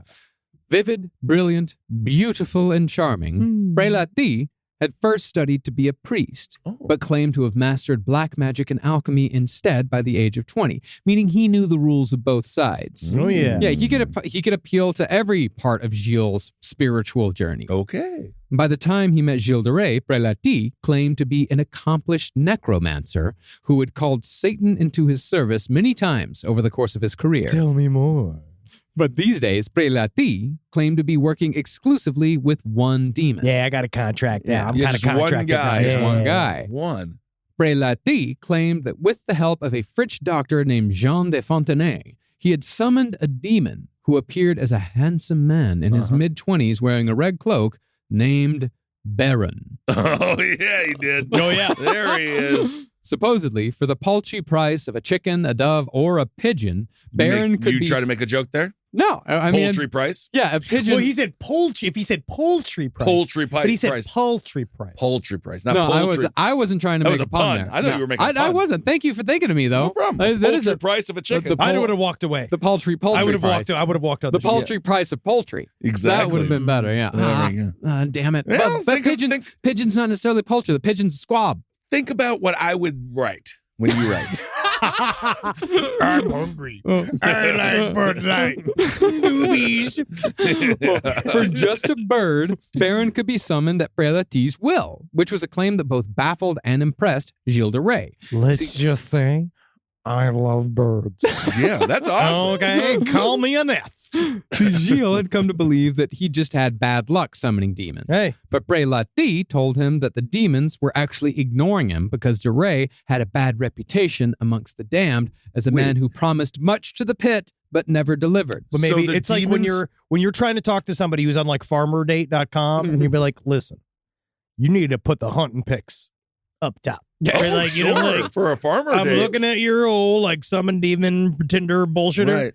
You need to put a couple of these bird pics up top because top. demons love these fucking birds. They So the love birds. demons are mad that he's not doing enough bad stuff. No, that they're He's mad. not giving enough. They're not even that What do they he's want? given enough, is that he told them that supposedly he told them that he would give them something and that he never followed through Yeah, but with what's his the demon promise. want? It could have been a bird. It bird. seriously could have been nothing more than a pigeon. It's about the thought. What Prelati's... Yeah, what is going? Why are these demons like this? It's about is there the like thought. a demon Valentine's Day that I'm You fucking kind missing? of like, you do sort of need to, you have to court. You have to court these demons. If you want them in there, you got to give out gifts. You have to do these things. we didn't get any gifts. See, this is the issue. This is what we all have to talk about. Little It's demons. about We the didn't get thought. any gifts. Kissel, it's about stopping and thinking for just a moment Mhm. for someone outside of yourself. Yeah, And why be do I like, have to you know buy who'd them love and- this? You know who'd love this magnet? Baron. You know who'd Demon. love this? Yeah, being Welcome like to Oklahoma. when you're in the airport and you see the like best demon supplicant award. You're like, All right. yeah, just that being like you're that. thinking of him. Yeah, that's it. That's just a little thing, just a little reminder. Just a little thing. All Just a right, little thing. fine. Well, I think what Prelati was trying to say was like, all these other magicians you've been working with, they've been doing it wrong. And because they've been doing it wrong, you've got a bad reputation. So now you're talking to me, bud. You're talking to a guy who's got a demon on tap. Yep. Wow. Okay. I fixed James Franco with the demons. Great. I fixed. Fantastic. I'm working on Tom Sizemore. He's dead. He's dead. He might be a demon now, actually. Now, Prelati had always kept his promises to demonkind, so he stayed at the low price of a bird. He never had to get more than a bird. Oh, just one bird. But Prelati told Gilles that since he'd broken his promises in the past, whether it was his fault or not, he had to make up for it with something far more important. A little boy. Now, it's unknown how much Prelati knew about Gilles de Rais' proclivities when he made this suggestion, but he might as well have asked Gilles to pick up a fucking gallon of milk on the way home from work for all the effort it took him to sacrifice a child to the devil. No shit.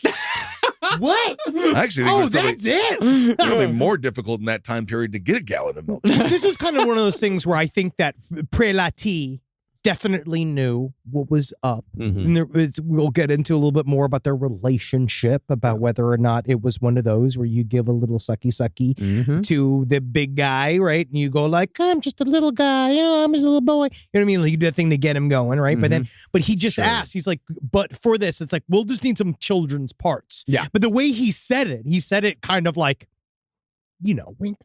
Okay. Yeah. I mean, fucking Gilles showed up to the next session with a hand, a heart, the eyes, and the blood of a little boy. No questions at 3 p.m. Yeah. That's a lot. I'll get you a heart by 3 p.m. Yeah. And Prelati didn't question where Gilles had sourced any of these ingredients. No, God and forbid. instead began the summoning. Still nothing happened. Nothing happened. He brought you the heart, the eyes, the hand. The hand. Come on. What else do you need? He's like, at least they're doing something with it. Yeah. Prelati could, however, apparently invoke Baron, which, considering how Baron appeared as a 25-year-old man, suggests to me that Baron the demon might have just been some guy who hid in the corner and jumped out when he was summoned. Yeah, you think that you or what's the other option? That he was a demon. That he was a demon. Well, then it's all made up. Yeah, or the other option is that it's all made up. The other option is that Prelati just made it up in order to kind of save his own ass during the trial because he was a practicing black magician, which was punishable by death at the time. But it does seem that those types of like scams, to question them would actually mean you're questioning the very nature of God itself, which is in and of itself heretical to do at the time. So I think a lot of times these scams are played out loud and you're kind of forced by societal implications to act like this is real because if I don't... Gilles would not want to do anything taboo. Nothing. Because, technically his actions at this point were more just frowned upon. Yeah, it is weird that game taboo. I bought it at Target and I opened it up. It's just a bunch of little underwear. I was like, what the hell? Yeah, I return that. This is indeed taboo. You kept it? Why do you still have it? What's happening? Why are you pulling it out of your pocket right please now? Just keep it at home. Why did you bring it to the studio? Keep that in your giant wallet. Thank you. Rise from your grave. Is there anything better than a summer evening outdoors? Enjoy your space to the fullest with new greenery from Fast Growing Trees. I love a big, thick bush. Fast Growing Trees is America's largest, most trusted online nursery, and they can send me a big, thick bush any time of the day. It arrives at work. It arrives at my car. I can pinpoint on a Google map where it is. Send me a big, thick, brown bush. And they send it immediately when they have it, because sometimes the shaver comes to town. I remember one time I ordered a cherry wood tree from Fast Growing Trees. And my God, I couldn't cut it down, no matter what my father told me to do. I had to lie to him about it. And next thing you know, I became the first president of the United States of America. And even you can become the first president of the United States of America with Fast Growing Trees. Right now, get up to half off select summer planning essentials, plus get an additional 20% off your first purchase with code LEFT at checkout. That's an additional 20% off at fastgrowingtrees.com with code LEFT at checkout. Offer is valid for a limited time only. Terms and conditions apply. Now, during these summoning sessions, Prelati would draw magic circles, burn aloe and myrrh, and recite incantations such as this. I conjure you, Baron, Satan, Belial, Beelzebub, by the Father, the Son, and the Holy Spirit, by the Virgin Mary, Whoa. and all the saints to appear in person, so that you may speak to us and fulfill our desires. It's me, Baron. Whoa, Baron! Wow. Whoa, what a mysterious occurrence! Yes. Now, Gilles bought all of this completely. He even began writing letters to Satan for Prelati to deliver. Dear Satan, all I want for Christmas is a sled. Wrong entity. Yes. No, I was right. You're thinking of Santa. Yes, no, I want the sled to be made out of child's foreskins. That's also Santa. Well, these letters said that Gilles would give Satan everything he wanted except for his soul or the shortening of Gilles' life. I think he was hinting that he'd offer up the souls of children. Sure. Like, if you want me to kill children, I'll do that all day long. I got that Just don't ask my soul. Just don't ask for my life to be shorter. Very Freddy Krueger. Yeah. However, I will say that it actually took a while for Baron to appear in front of Gilles. At first, there was no Baron at all. And Prelati said that he only appeared when Gilles wasn't in the room. Oh, He was like, when you're gone, he comes whenever I want. That's crazy. He's hanging out. He's That's here. But not since the way that works. still got a bad reputation, so we got to rehabilitate your Yeah. reputation, then he'll come. And eventually Baron did appear with Gilles present. It was probably after Gilles began to hint that if it didn't work soon, if he didn't see something soon, Right. then Prelati could get the fuck out. And also, I Okay. think that at that point, Father Prelati, if he was asked to get the fuck out, he would probably be murdered. Maybe, but I don't see Gilles as like, he doesn't murder men Yeah, he doesn't like them. in battle. Because straight up, it's because the kids are easier. Yeah, kids are easier. But once Baron appeared, Gilles was finally, after all this time, able to ask a demon for gold. That's great. How That's cool, though. Yeah, He's yeah. just, first of all, he needs to be talking to a leprechaun. He doesn't even have the no, right because entity. you have to deceive a leprechaun, and then they you don't just always have constantly to, come. No, is that no? You don't always have to deceive a leprechaun. I'm currently burning through Leprechaun, the entire lexicon of Leprechaun right now. That's the movie series. That's canon. It is. That It is is literally canon, I the know. Bible for Leprechaun. Honestly, No, I Leprechaun the movie understand. series is just as valid as Irish folklore. And there's an Okay, entire I mean, I'm not museum gonna in go Dublin. against Warwick Davis is my boy. But it is the same because they get really mad because I agree. it's a whole thing. You're supposed to get their gold if you find it, but you didn't ask the leprechaun, really. Yeah. But you know, there are some deaths that the leprechaun granted those people, like when a guy walked into that fan with his face and got it all chopped up, right? Yeah. And he thought it was a big set of titties. So for him, I mean, you know, He got deceived. he got to see, but then but I was like, if you're gonna die, it's not that bad. He needs his gold. Yes. I mean, Leprechaun is awesome. okay. So when you're in hospice, I'll make sure as you're dying to just have a Just a big fucking. thing that No, I'm just gonna put fucking titties up on a projector. Yeah, And that way you can I mean, on the that's ceiling, incredible. so you don't Yes. even have to look at. You can just look straight up, and that can be the Fantastic. last thing you see. Sure, I'm fine Yes, with that. incredible. Please, yes, I want some. Yeah, Cool. whatever. All right. It's all good. Well, supposedly, Yes. Baron gave Prelati a vision of a room full of gold, but told them not allowed to touch the gold just yet. No, that's for Scrooge McDuck. Yeah. And Gilles asked if he could see too, so Prelati led him to the room where the gold was supposed to be. But when Gilles entered the room, Yeah? he It's claimed full of gold? no, he saw a big snake the size of a dog Must with have- wings. It ate all the gold. Yeah, no. I feel like this was built up to something else. I don't Yeah. know whether or not this A is a snake the size of a dog. Yeah, Yeah, it's like and a it was Henson strong. production. I don't know what this was. I don't know. Well, Gilles got scared and ran away. Gilles is a bitch. Yeah. Yeah. He's, Okay. yeah. He's scared of magic. Yeah. He's scared of a lot of stuff other than killing children, apparently. Well, oddly, though, the room was filled with something that appeared to be colored gold, but it turned out that it was just some other substance covered in a tawny colored power. See what It was Prelati... probably pollen.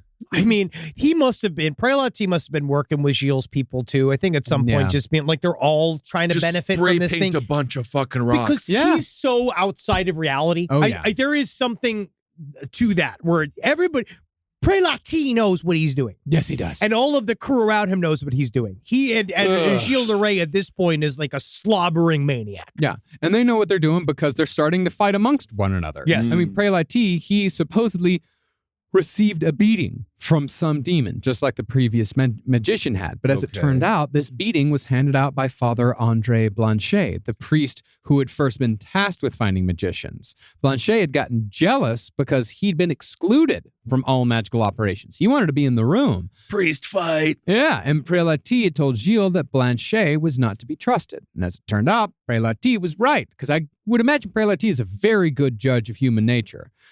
Blanchet was the first to betray Gilles at his trial.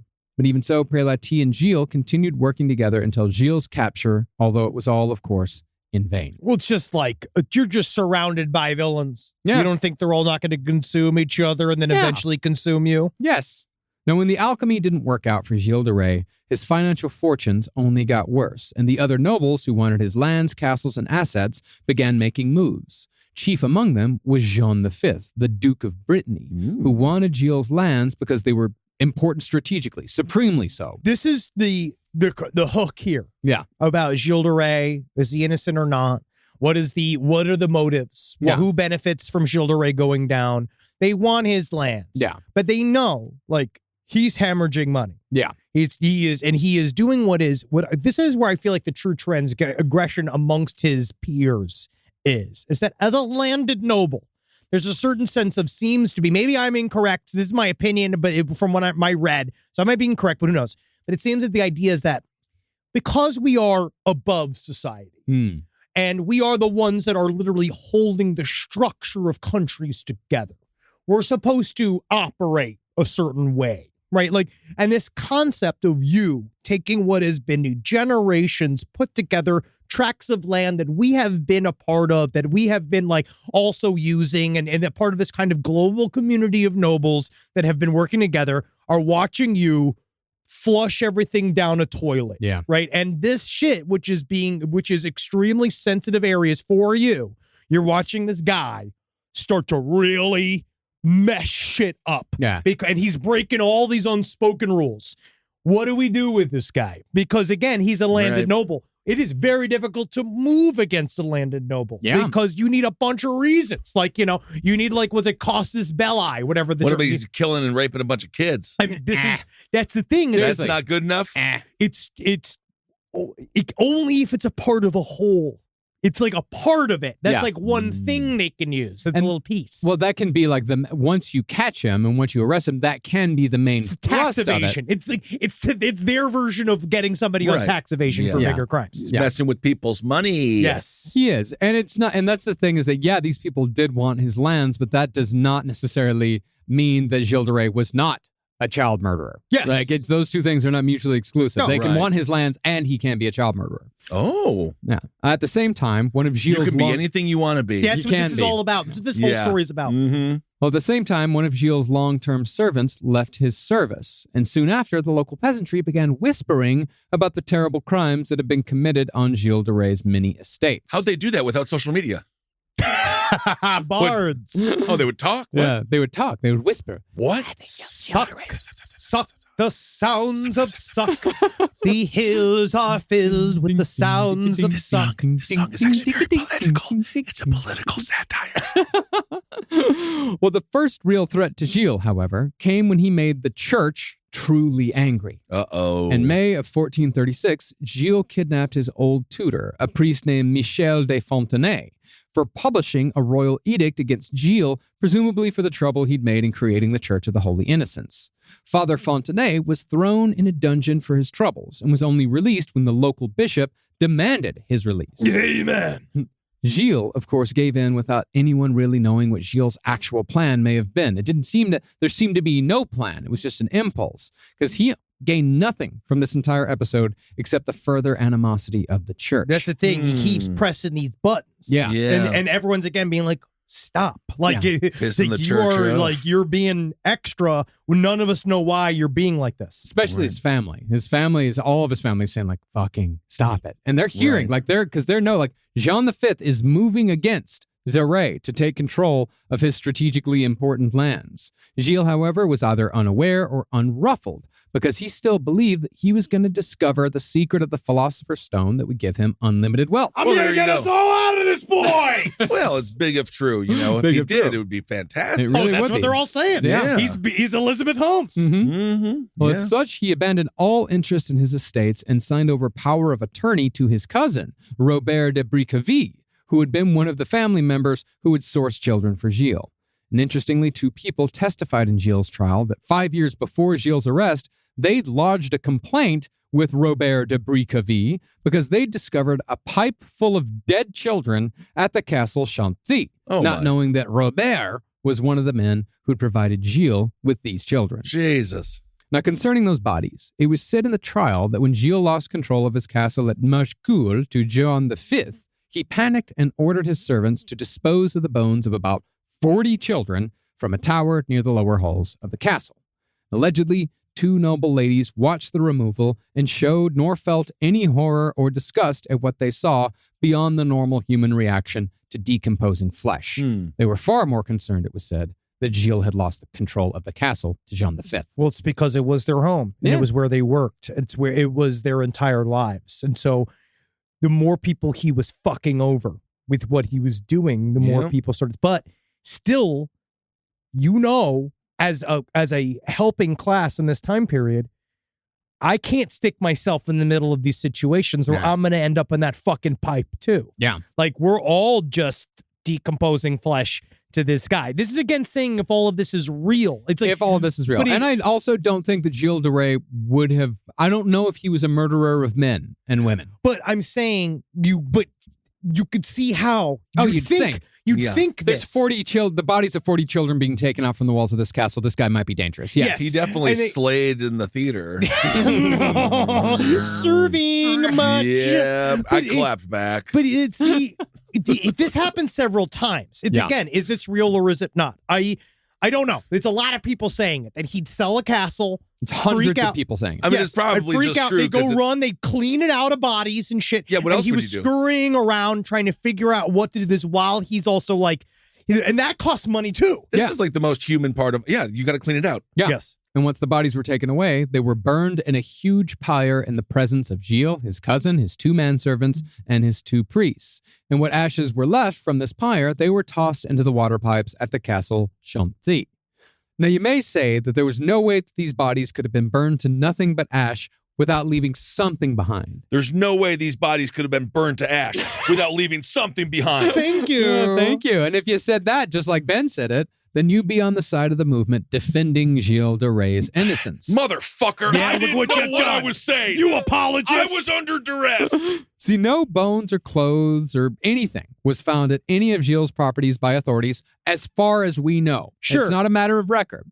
Concerning the many, many disappearances, it is the defender's contention that there is no more evidence that more children went missing around Gilles de Rais than in any other area during that time period. Because it was, after all, an age of death. It was full of plagues and wars. It was also the Little Ice Age, famine. Oh, yes. You got famine, and the 100 Years' War just ripped its way through the entire country. Then that was 116 years over 3 distinct periods. Periods, 3 And, like, distinct. and so there was a lot of destabilization in the area, but just also to me, again, but that also, for me, provides another smokescreen of why he was able to then hide everything because he had the time and the resources. But, you know. And let's not forget, one of the most popular pastimes was the Hunger Games.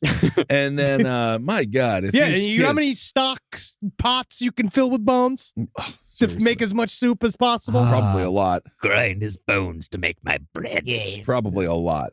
Soak his bones to make my soup. Yes. Mm. Bone broth. No, I'm hungry. Well, therefore, according to the defenders, 40 children going missing over the course of 8 years would not have been an alarming or unusual number. Sure. Okay. Which I will admit is a compelling, if difficult to prove, argument. Yes, I think it's as difficult to prove as the other side. Yeah, and indeed, many more children than 40 may have gone missing because peasants, and especially peasant children, were seen by the nobility as lower beings who weren't even supposed to have emotions. It was, however, said that 2 of Gilles de Rais' family members found child skeletons after the supposed cleanup of the crime scenes, but they did little more than lightly question 2 of Gilles' servants before dropping the matter entirely. Yeah, because to be honest, do you want to be the one to be like, tell everybody, look what I found. When you have a man that is, so both sides for me hold water, where it's like, I could see why you'd think, like, why it doesn't make sense, why there wouldn't be evidence, but I could also see that there's a heavy motivation for someone who finds evidence to not bring it forward. Yeah. See, to Gilles' family, their duty was to the property, and it was no more their duty to protect the peasants than it would be to tend to the pigs and horses. In fact, the horses were probably held in higher esteem than the peasants. Yes. But this castle at Machecoul was not the only place where Gilles was murdering children. There was also the aforementioned Castle Chantilly. See, Gilles had also sold Chantilly to Jean V, the Duke of Brittany, and he therefore again had to remove all evidence of his crimes before handing the keys over to the Duke. Right. Gilles' servant, Henri Grière, said that they had only 2 days to clean up the mess, and since there wasn't enough time to burn the bodies of dozens of children hidden in one of the towers, 3 of Gilles' servants stuffed the dead children into chests, tossed them on a boat, and floated them down the river to parts unknown. Oh my good supply chains. It's a way to do it. Now, once Jean V had control over the castle Chantilly, he had no use for Gilles, so it was time to get rid of him for good. And you can get those last little pieces left. Let's suck up everything else he's got. Mm-hmm. Jean V joined forces with the bishop, who was pissed at Gilles for kidnapping the priest, and a guy who was still mad at Gilles about some shit that happened over a decade earlier during the 100 Years' War. Okay. Now, Jean V and the others didn't particularly care that Gilles was murdering peasant children, any more than they would have cared if he was fucking and murdering sheep. Yeah, they don't care. They don't give an H. They probably would have cared more if he was fucking sheep. Honestly, he was fucking the sheep. You're like, we need the sheep for mutton. Yeah. And that's all full of cum. Well, that's not good. I'm going to have to scrape Well, you want all to the shear scum. it. You want to shear it for the clothes. But this triumvirate knew that if they could brand him as a criminal, then they could confiscate all of his remaining lands and assets. Oh, yeah. And they have this because, and they were like, okay, what do we know about Gilles? And I do believe that that's where there's a part of this where you're like, all right, it's time to pull the pedophile button. It's time to pull the, we're all done with it. We all know what he does, right? We're all sick of it, right? We've all done it with him. Wait, what was that? Yeah, we've all been there with him. I mean, probably most of them have. Oh, sure. And so Jean V ordered a discreet investigation into Gilles de Rais' sex life, and Gilles did not disappoint. Over the next couple of months, Gilles raped and murdered a teenager at a hotel in Nantes, then raped and murdered another in a convent in Bordeaux.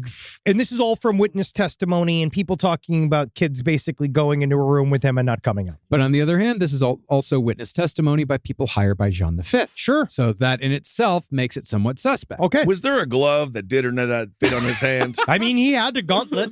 Okay. Well, days later, Gilles made a big show of saying that he was going to change his sinful ways. He was going to make a pilgrimage into the Holy Land. So he was he going to admitted cleanse it. himself.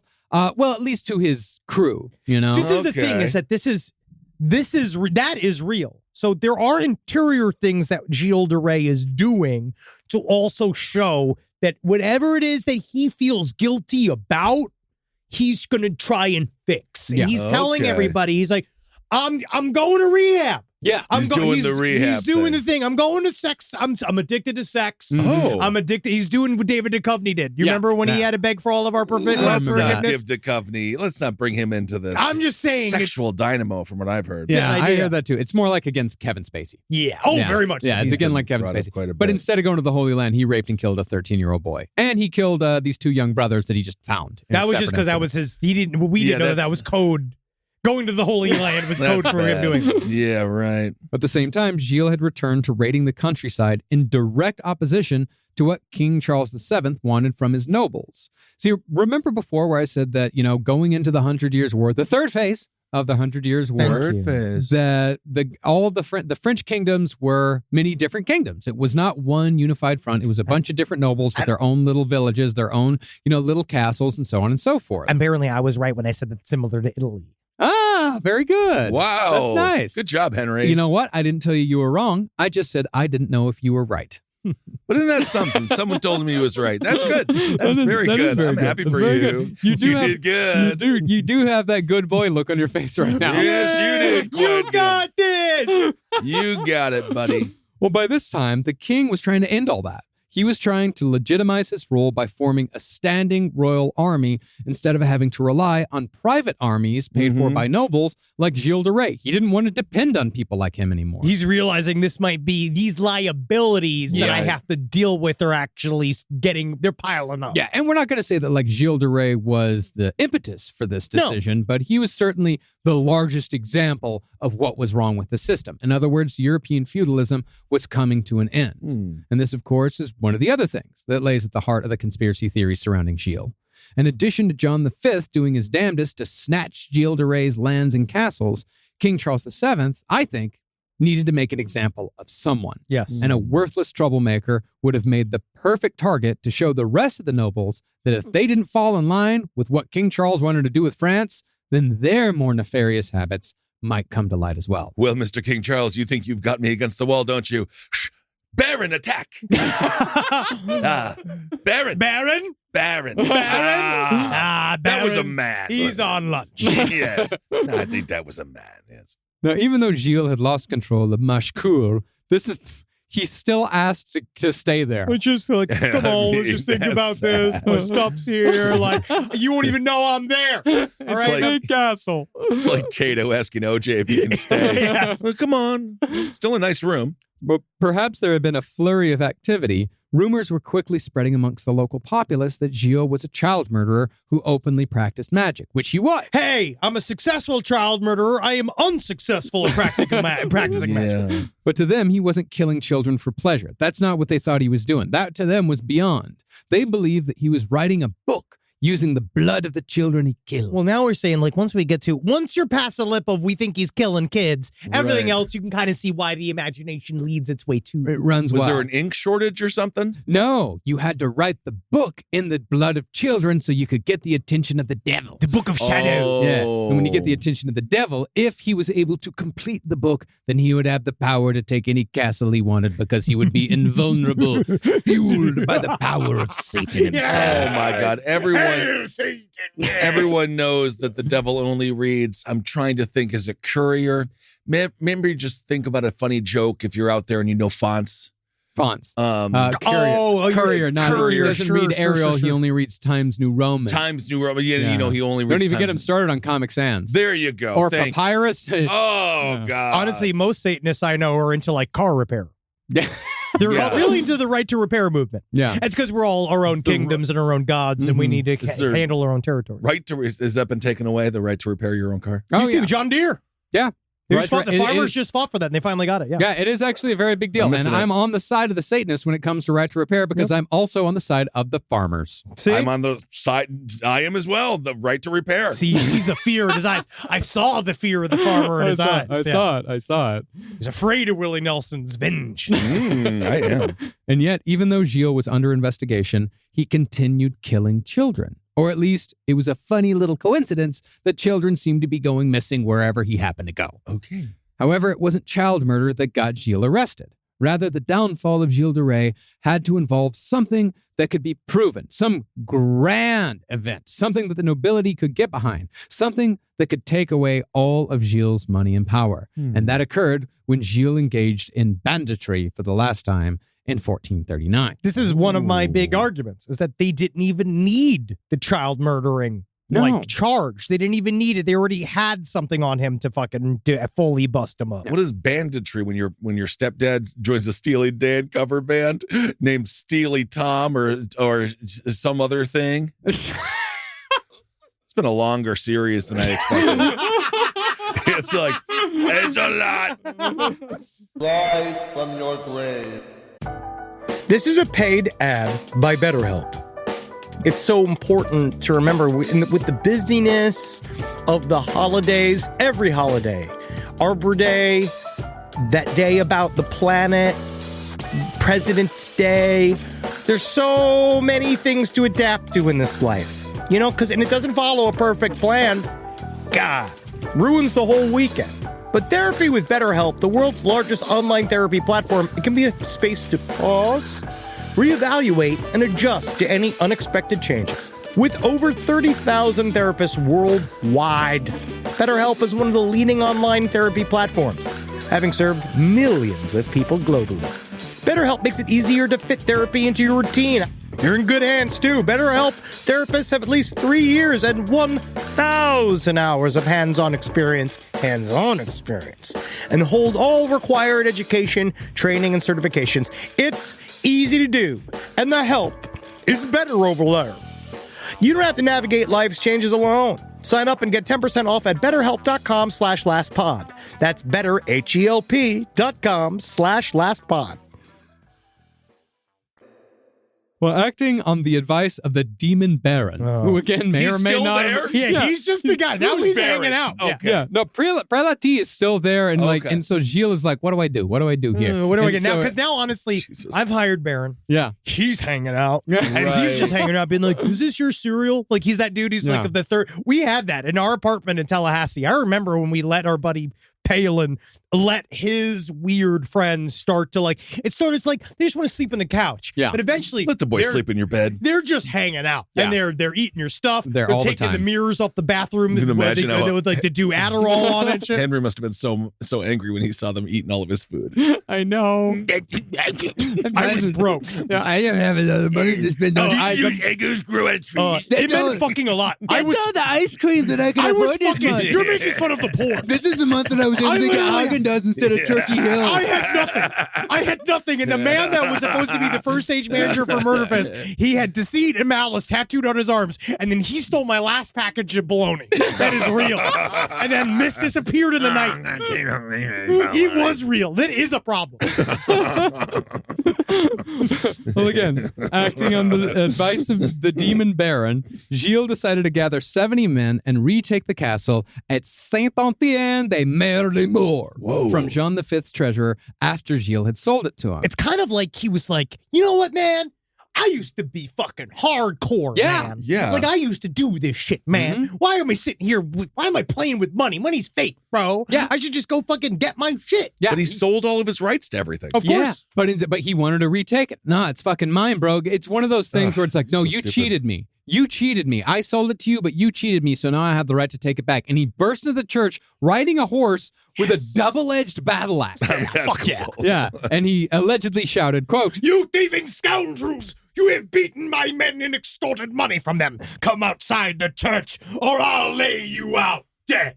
Yeah. Wow, bold statement. Very bold. He then captured the brother of Jean V's treasurer, and he captured a priest, and he threw both of them into a dungeon before taking control of the castle himself, thereby committing 3 transgressions that together were enough to bring Gilles de Rais down. Wow. By marching into the church, he'd violated ecclesiastical property.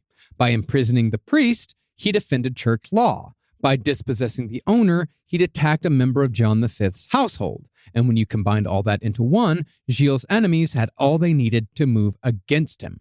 Wow. And he hit somebody when he was going down when he was skiing on a That was ski the worst weekend. part. That And then was his the skis worst. went between The her legs, legs. and Wow, the that's groan. I horrible. heard the groan. The groan. Wow. So this, out of all the horrible things this man has done, it's trespassing and false imprisonment of a douchebag. Yes. Yeah, trespassing, false imprisonment, and a little bit of assault. Yeah. Okay. Yeah.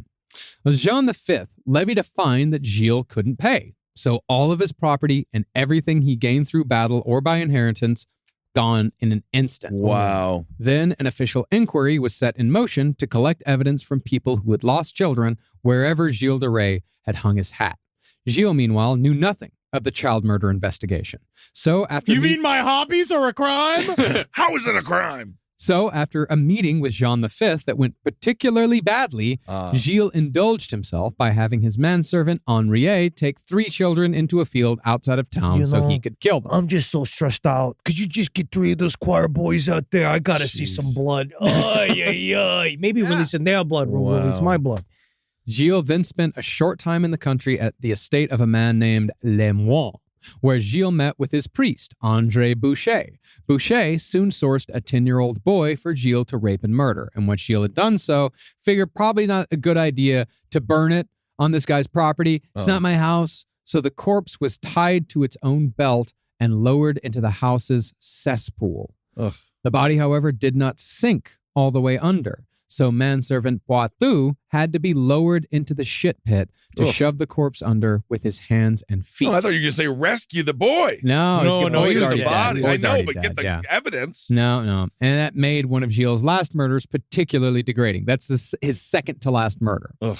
Finally, on July 29th, 1440, an edict was published against Gilles de Rais proclaiming that he, with certain accomplices, had slaughtered, murdered, and massacred in the most odious fashion several young boys, that had oftentimes taken pleasure against nature and practiced the vice of sodomy against them. Oh. It was also proclaimed that he oftentimes made pacts with the devil through child sacrifice. It's a very casual way of saying it. Yeah. Although that one's sort of incidental because Gilles did the vast majority of his murder outside of his black magic practices. Can you imagine that being that, having to yell at everybody, being like, no, listen, my black magic had nothing to do with the kids. I was trying to make movies. Yeah, I think it all kind of goes together at this point. But once this edict was published, Gilles thought to hell with it. Let's do one more. And he assaulted, murdered, and incinerated a young boy who just entered into his service after Gilles had his servant buy the boy a new doublet. And these are the ones that hold the most water. Yeah. These last ones are the ones, like the flagons all the of eyes children. are on him. Yes, all the eyes are on him. And like these are the ones that he is doing. And now his crew knows we're all being investigated. But they're all kind of just locked in. They're all just, it was different.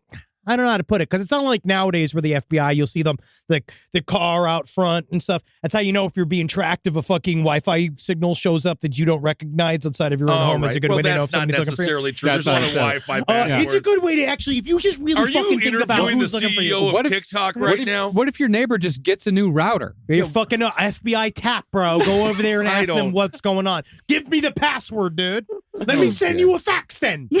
Right? Okay, well, let's not scare the audience. So they don't know that they're fully investigating. Maybe that's part of what it, or maybe they're just like, I mean, I don't know. Like maybe this is Gilles get out. Gilles gonna figure us out. He's gonna get us out of this. Well, by this time he doesn't have castles to hide behind anymore. So so everywhere that Gilles goes, he goes to a town, someone gets murdered. A young boy gets murdered. He goes to another town.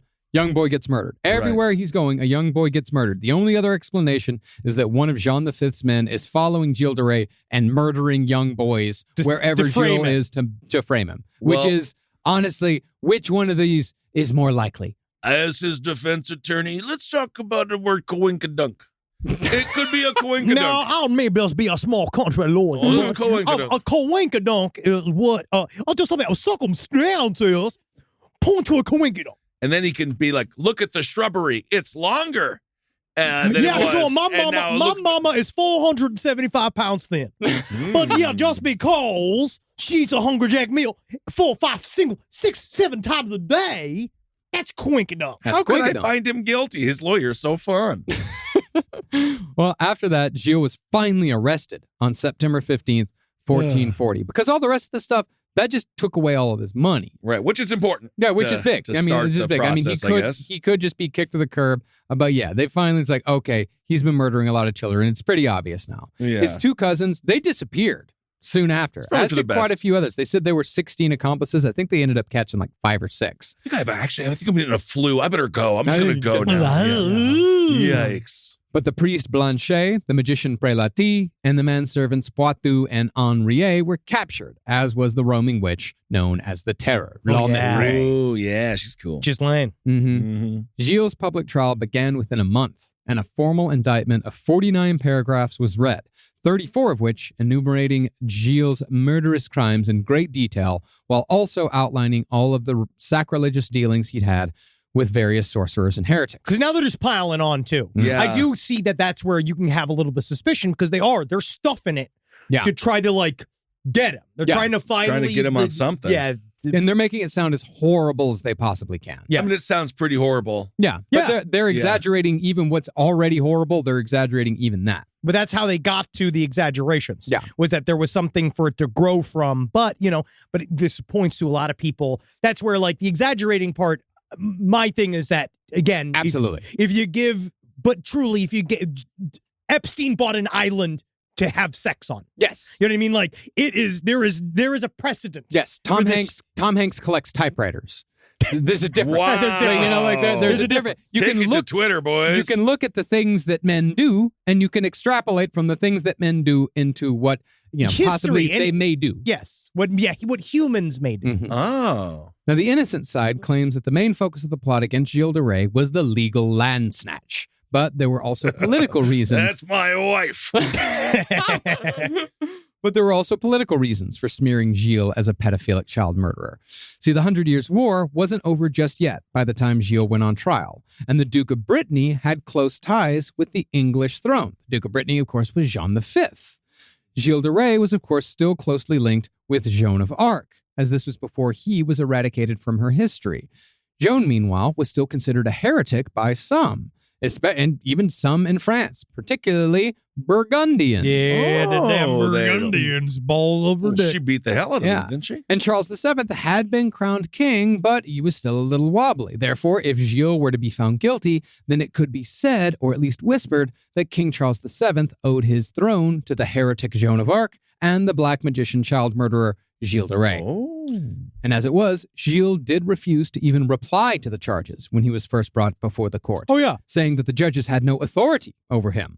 But after Gilles was, quote, put to the question, which was the medieval term for legal torture, Gilles changed his mind. Oh, yeah. When the Inquisition showed up, that is fun because it's kind of like if you dropped John Wayne Gacy into Guantanamo Bay. Yeah. Right? He wouldn't do well. But you know what I mean? Like you have this guy that is, if this is real, because this is my take, is that if he is this kind of like psychopath warrior child murderer, but then you just been like, okay, we'll talk to a couple members from the Inquisition. And then you can hear me go like, wait, let's just think about this for a second. Let's think about it. And yeah, this is, of course, another point taken by the innocent side. The Gilles was coerced into a false confession by torture. But on the other hand, I don't know if this necessarily washes, because Gilles was, after all, a seasoned battlefield veteran. He was an absolute demon, by all accounts, who could take pain. So it seems weird that he couldn't survive torture for longer than a day. Well, it's I mean, in he the was transcript. This is where the issue is. It's stuff where it is both a highly like detailed transcript of the trials.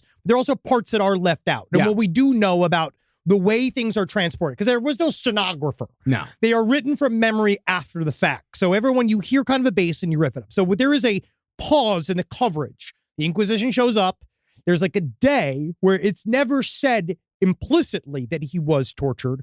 We are inferring that he was tortured, but there's some people, there's the other side that they think that he wasn't tortured at all. And this was a negotiational tactic of like, if you give us a win for the church, if basically plead guilty, we will not desecrate your corpse when you die. Yeah. And you can legally tell everyone you're going to heaven. Well, yeah, If you basically, we will flip- allow you to die as a Christian. Yes, we'll allow you to Oh. die. And so there's this moment in time, being like, so was he coerced by actual physical punishment, or is it just appealing to his like this weird inner spiritual thing that he has said before that I'm trying to fight for my immortal soul? I don't know.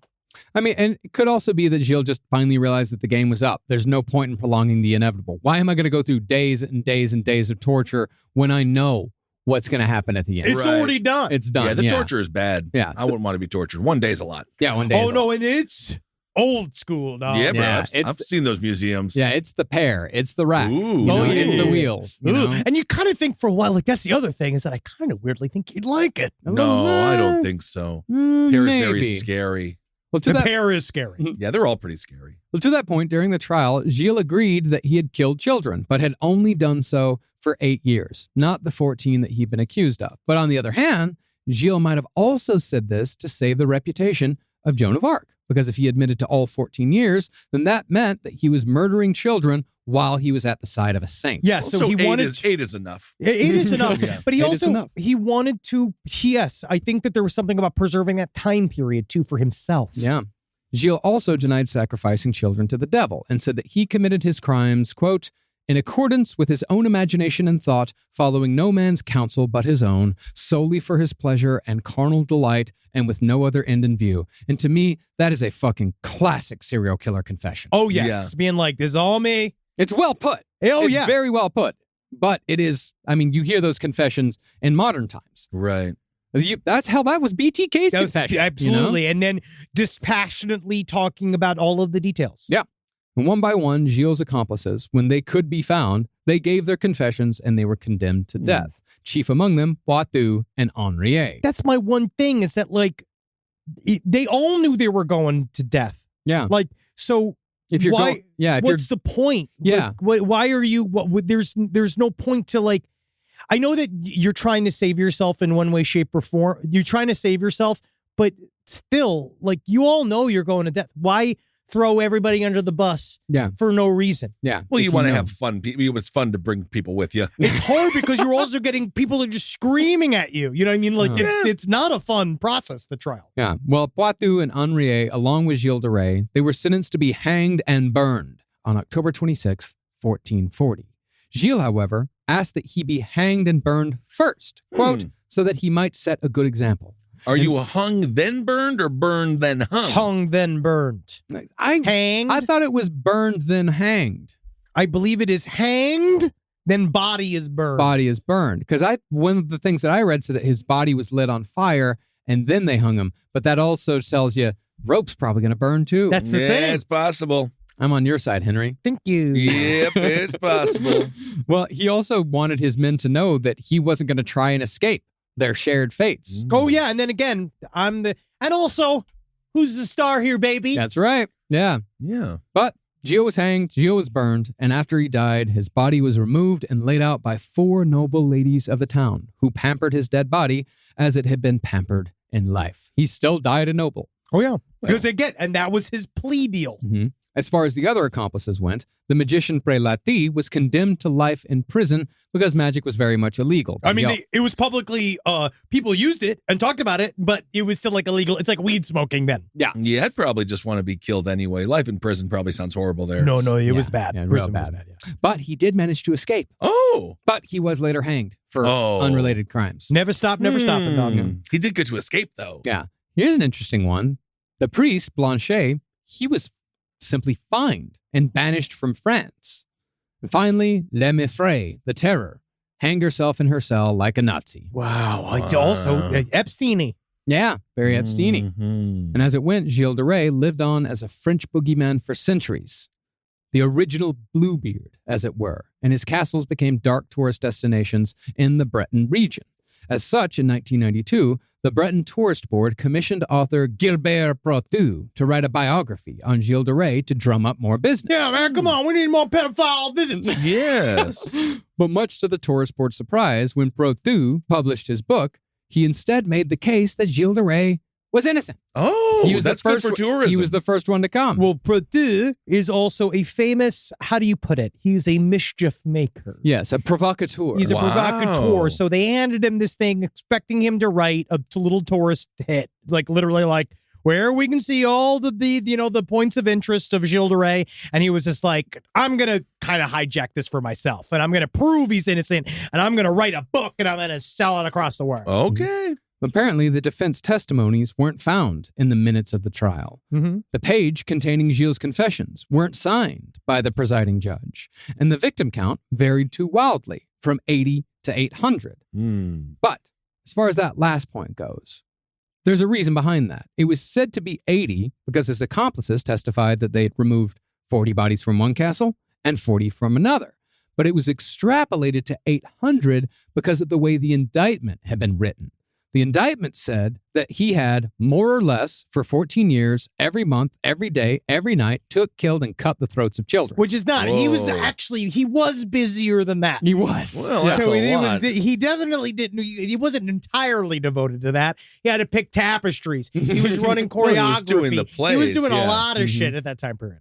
But perhaps the most important fact brought up by Protu was that King Charles VII himself had asked in vain for Gilles' judgment to be revised, just 3 years after the death of Gilles de Rais. On that last point, however, I think it may have been more about rehabilitating Joan of Arc than it was about exonerating Gilles de Rais. I know. I dug deep into this. So Charles VII did do that, but it was in and out.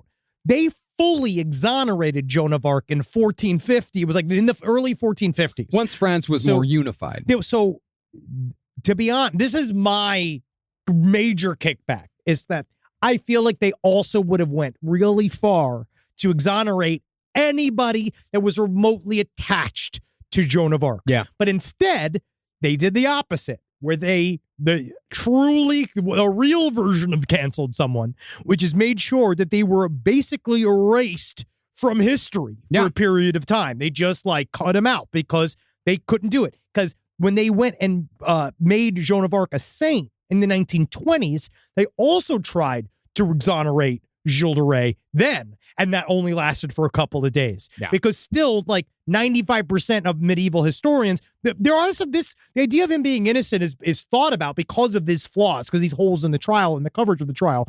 But 95% of medieval historians still think that he's guilty because of essentially it's the Church of the Holy Innocents. Yeah. It's like once you make a public molestation university. Well, like, he didn't tell everyone, hey, I'm bringing in kids here and molesting them. It just, it was obvious. It was very obvious. No one wanted, because somebody would have legitimize it. If it was, I really do believe that. He was too important. He had too much money. More people would have showed up being like, let's make this church legit. Yeah, and he could have just given the church, like, here's 1,000 francs. Yeah, like, here you go, boom, here's your VIG. Yeah, here's your VIG. Yeah, you can have it. You're a part of it, but he wouldn't. The Catholic Church at this time was not what you'd call fucking ethical. They were, they've never met. But they've like the idea, but at that time it was at least at that point, at least the ethics were straightforward and you could just buy shit. Yeah. You know what I mean? Instead of pretending like you needed to worry about your soul and whatever. Mm-hmm. Well, soon after publishing his book, Brotteaux hosted a tongue-in-cheek retrial of Gilles de Rais at the Luxembourg Palace in Paris. This is about 1992. And it ultimately acquitted the world's most notorious child murderer as not guilty. All right. But Not guilty. Not guilty. Boom. But while we do certainly respect the people who believe de Rais is innocent in their passion and in their research, we ultimately believe that there was just too much blood pooling around the feet of Gilles de Rais to say that he was nothing more than a victim of political circumstance. He definitely didn't murder 800 children, but considering the number of kids who went missing in his presence, especially at the end, it doesn't seem worth it to rehabilitate the image of a child murderer, whether the number is 1 or 100. Yeah, because even if you right. murder one, everybody gets on your fucking case. Well, absolutely. Gilles de Rais, there it is. It is a lot. A tale of noblemen gone wrong. But I will say that is, again, it's what I love about history, especially this time period. I do love that it's about when you're a historian, you're a storyteller. Yeah. And when you got to do is you got to look all these different perspectives in the face and wonder and ask yourself, because it's objective knowledge of these time period even capable. Are we even able? Can we get it? I don't know. But Did that's the time why, period even exist? did it even exist? There's a whole series of thoughts saying that we're 300 years earlier than we're supposed to be. Boom. Right? But that's why, like, read into it. Like, I'm fascinated by the pushback because I read it. I was like, we talked about it as we went through the research of like, there is points here, but who knows? You just never know what someone is capable of with no sense of decorum and nothing but resources. I think it's important we trust the legal system. Yeah. And he is guilty. Well, he's a murderer, and at least he is guilty of wasting during a theatrical production. Yeah. Which comes out of the actor's pocket. It does. And it's unfortunate, and he's a horrible person, and he's French. So there we go. So that's it. He's a horrible person, and he's French. We're fine with France. Yeah. I like French. Yeah, French is cool. France is cool.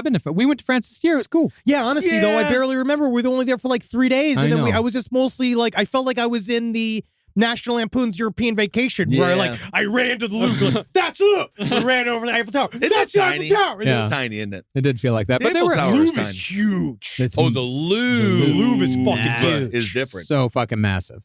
All right, everyone. Thank you all so much for good. listening. Thank you for these. Thank you for the great comments, Gilles de Rais.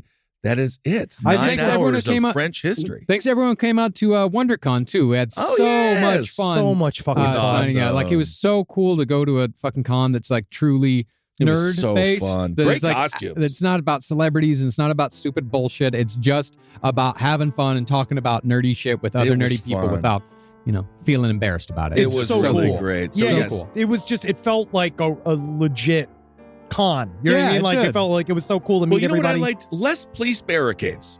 There really is. Yeah. There's just so many barricades. It's just so scary. You go through it and I'm like scared at Comic-Con half the time, but this is nice. It was really, really fun. So nice. Yes, so thank you all so much. Go to getitmade.la/disasterman to see Kissel and I do a Side Stories Live in support of a little project I'm working on. There's a lot of people asking questions. That's April 8th. If you want to buy alcohol for the show, pay attention to my stupid ass social media. I'm gonna put it up on the stories. I'm just going This to is the point the most link. complicated thing we've talked about in this whole series. Yes, it is. Just no, it's not. It's not always going to be like this. I will admit, like, one of the most surprising things about moving to California, I've been here for about 4 or 5 months now, is just how fucking incredibly complicated everything is. I mean, nothing's easy here. New York is Other than very just- similar. Besides the fucking, just don't go to Universal. That's for fucking certain. Copious amounts of weed is easier. Yeah, Yes. that's much easier. But yeah, I guess I just got used to the rules of New York City. But yeah, here, this is a baffling town. Well, sometimes. that's not necessarily true, though, because here you can get wine, liquor, and beer in the same store. Yes, Which is very nice. Mhm. And scratchers. Ooh, scratchers. Scratchers. That's next show. We do a whole episode on scratchers. I'm just saying no. that California healthcare is a labyrinthine nightmare. Oh, that's different. that's- Healthcare oh, is something you're else talking- entirely. so, yeah, that's You're talking about something serious. Yeah. No, we didn't. That was, yeah. I just get burgers. All right, everyone. Thank you so much for listening. Hope you're doing well out there. Hail yourselves. Hail Satan. Again. Magustalations. The times are tough, but honestly, I would rather live now than then. Oh, hail me, man, because I don't Yeah. want to fucking go back. No. I don't want to go to 1400s, me, man. No. No. Thank you all. Bye. This show is made possible by listeners like you. Thanks to our ad sponsors, you can support our shows by supporting them. For more shows like the one you just listened to, go to lastpodcastnetwork.com.